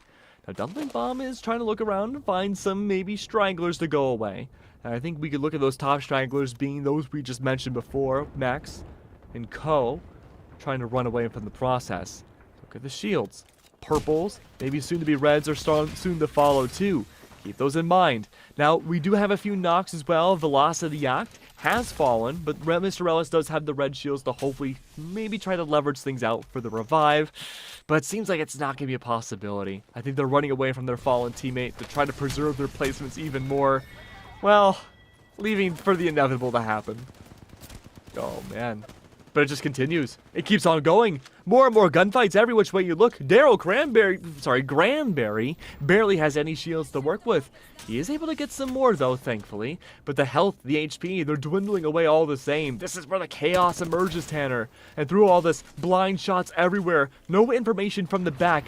The third circle is closing and you don't have a lot to really work with other than shields and hoping for the best and just outrun and outwit them. Up above though. Rhino, company, shots going down, 7 squads left. And Paraphernalia in such an awkward spot. Fortunately, there wasn't a whole lot at their back, but they were smack dab in the center of that circle, which means a lot of the times everybody's rotating into you. They managed to do good damage and hurt this run of the Dreamy Bulls, who obviously secured their spot in the top 10, but we're all competitors here. We know that Dreamy Bulls are looking for that #1 spot, and they could almost taste it. But now they'll have to try and do it. They'll have to best tons here in this game with only 2 of 3, as Velocity did eventually go down. Meanwhile, Moggers also put in a rough spot as they have to rotate in. They have to push forward. Nowhere else to go, and that zone does a bit too much damage to want to try and rotate through it. And there is no cover on their way to the next safe zone, and they are just on the outside. That cover, that distance you see doesn't look like a lot, but it's an absolute blender for anybody that moves beyond that rock. This is far, far, far easier said than done, but there's only one way to get to the circle. You gotta power through. That is a tall, tall order for just about anybody. This is looking like the skirmish of a lifetime inside that canyon. Even deeper inside that canyon, you see more teams hiding within the circle. Now remember, none of these teams know approximately where each of these other teams are. I'm sure they have a relatively good guess, but these are all pop shots and just small bits of information they're all working with here. Oh, that's one! A great headshot! But Universe takes so much more back. They have to go for the shields, and they have limited resources left for the finale of this game.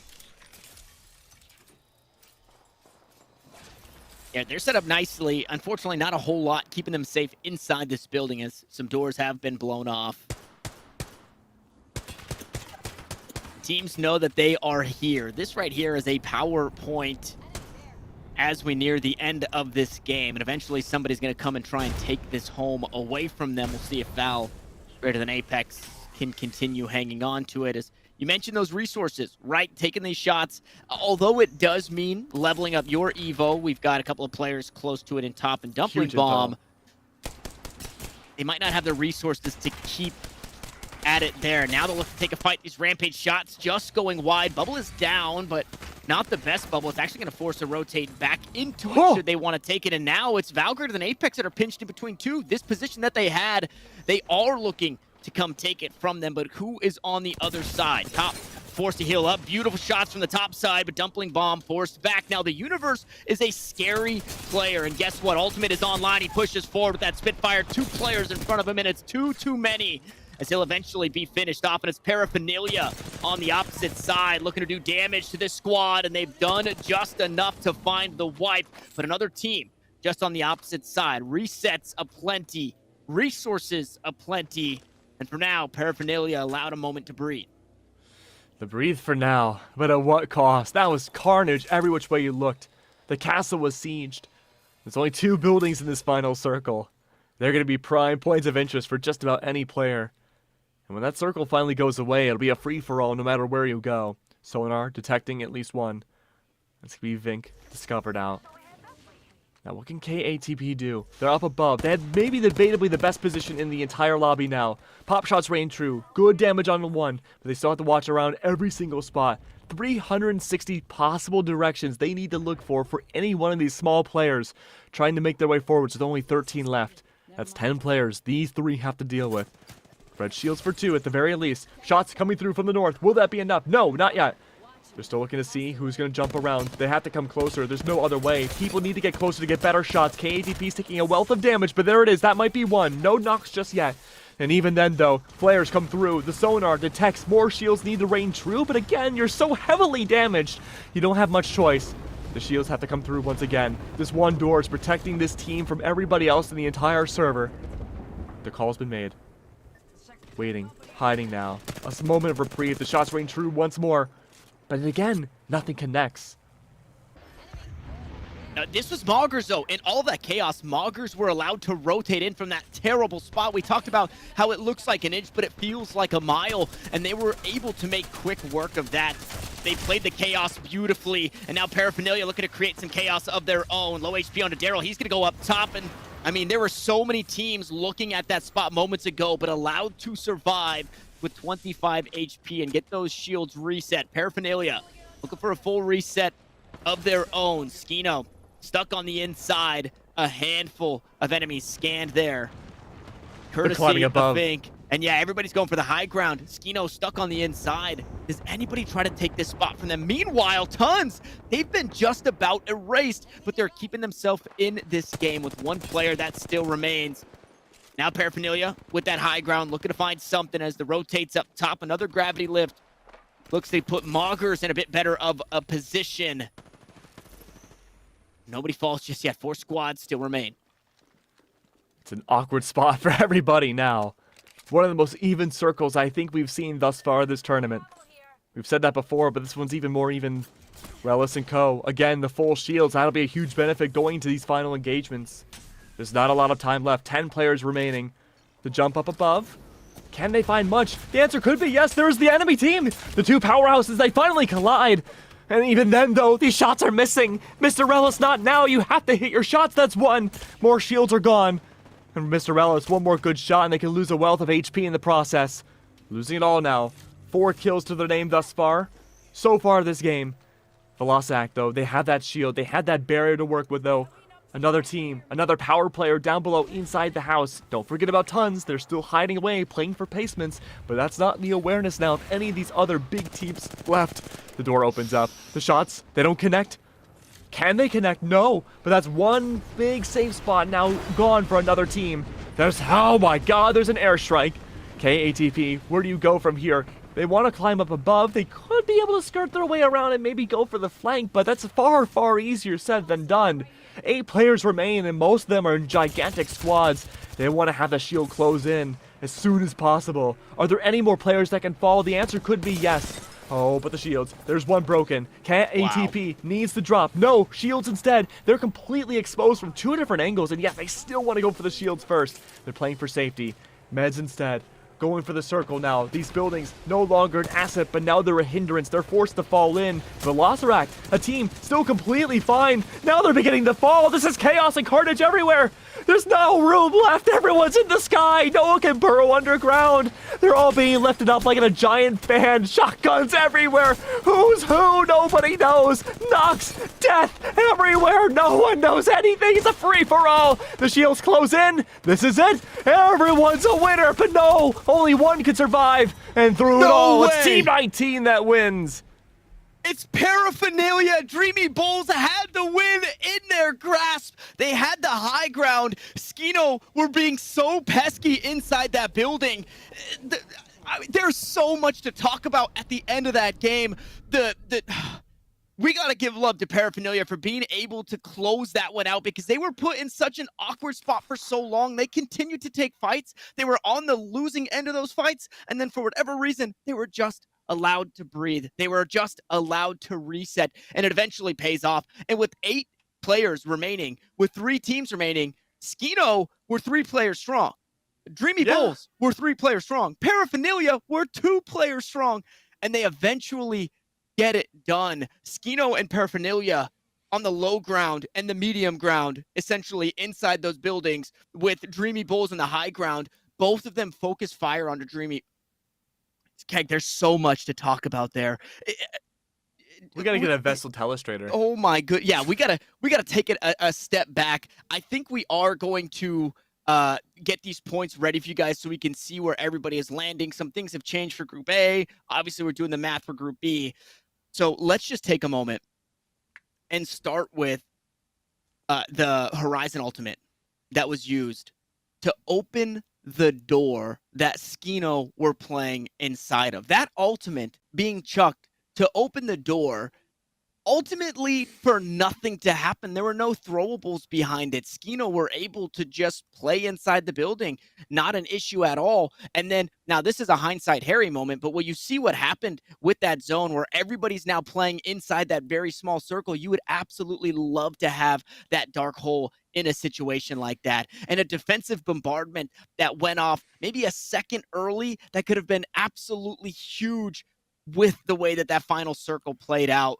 I mean, I am, and then the focus fire from both Paraphernalia, who were playing down behind that silo, and then Skino, who just had clear shots up onto Dreamy Bulls, who were looking to play behind that mobile shield of velocity, but it just wasn't enough. That was a lot to swallow, but a huge win for Paraphernalia, and I feel like a huge fumble for Dreamy Bulls. Yeah, I mean, look, when you're on a situation like that, you have a billion and one things to process, right? And it's like we couldn't even process everything that was going on. It was just absolute, like we've said, carnage before. I don't know what the word would be beyond carnage, but it was just a total scorching from everybody left. I mean, that was definitely the closest game we have seen thus far, probably this whole tournament, considering the circle had ended. It was a teeny tiny dot, the size of my brain no less, and yet people were still duking it out in the air, down below, underground, and still it could have been anybody's game. Yeah, still could have been anybody's game. We didn't get to see what happened to Tons there at the end, but they still made good on their promise, right? They got 2 wins yesterday. They went back to back today. They're happy to have 4 wins across the board. They're sitting pretty heavily in first place. I don't remember what the KP was, but I know KATP was the kill leader. At one point had 10 KP. Was a lot of Ps. At one point had 10 KP going into the end of that, and then they end up finishing in second place. So you would be looking at 19 points roughly. They were chasing Tons by 20 points, who finished, I believe, in fourth place.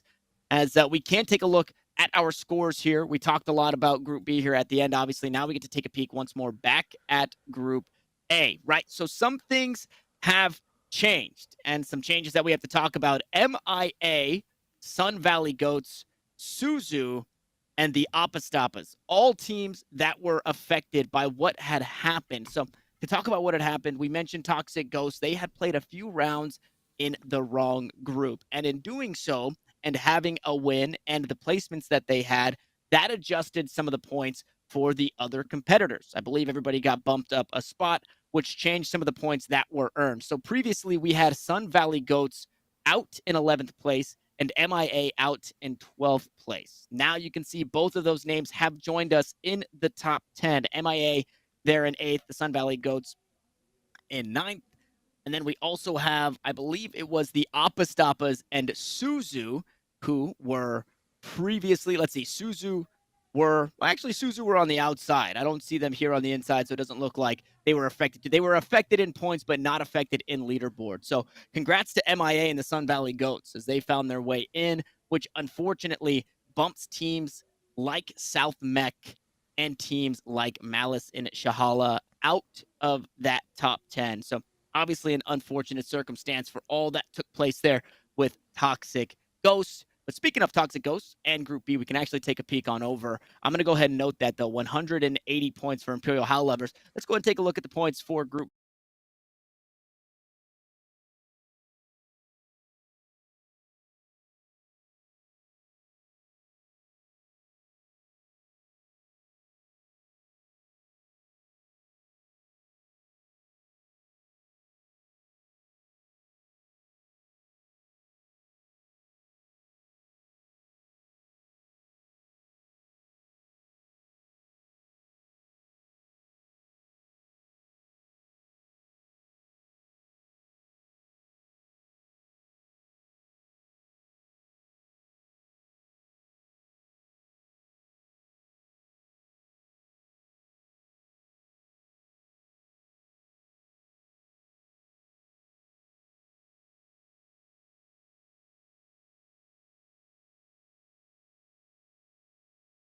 do say goodbye to our points here and hello to Keg and I on the desk. Now, that was day 2. That was 8 games. We slammed on through it. Tomorrow, we've got Championship Sunday, and we start a little earlier. We've got an hour earlier start, 4 p.m. Eastern Standard Time is when you can catch us right here as you have throughout the entire weekend. But before we go, Keg, obviously I want to give you your moment, my man. Oh, I mean, it was your first go at Apex, it was your first go at seeing the North Carolina finest high schoolers compete. What'd you think, man?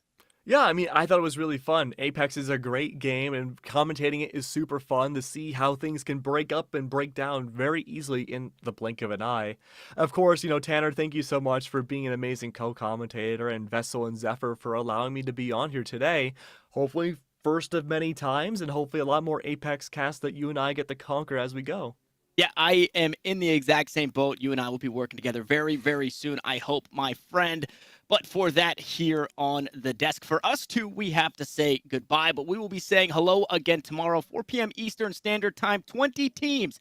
It's North Carolina's finest here for the VESL Apex one-off. It's Championship Sunday tomorrow. We'll see you guys then.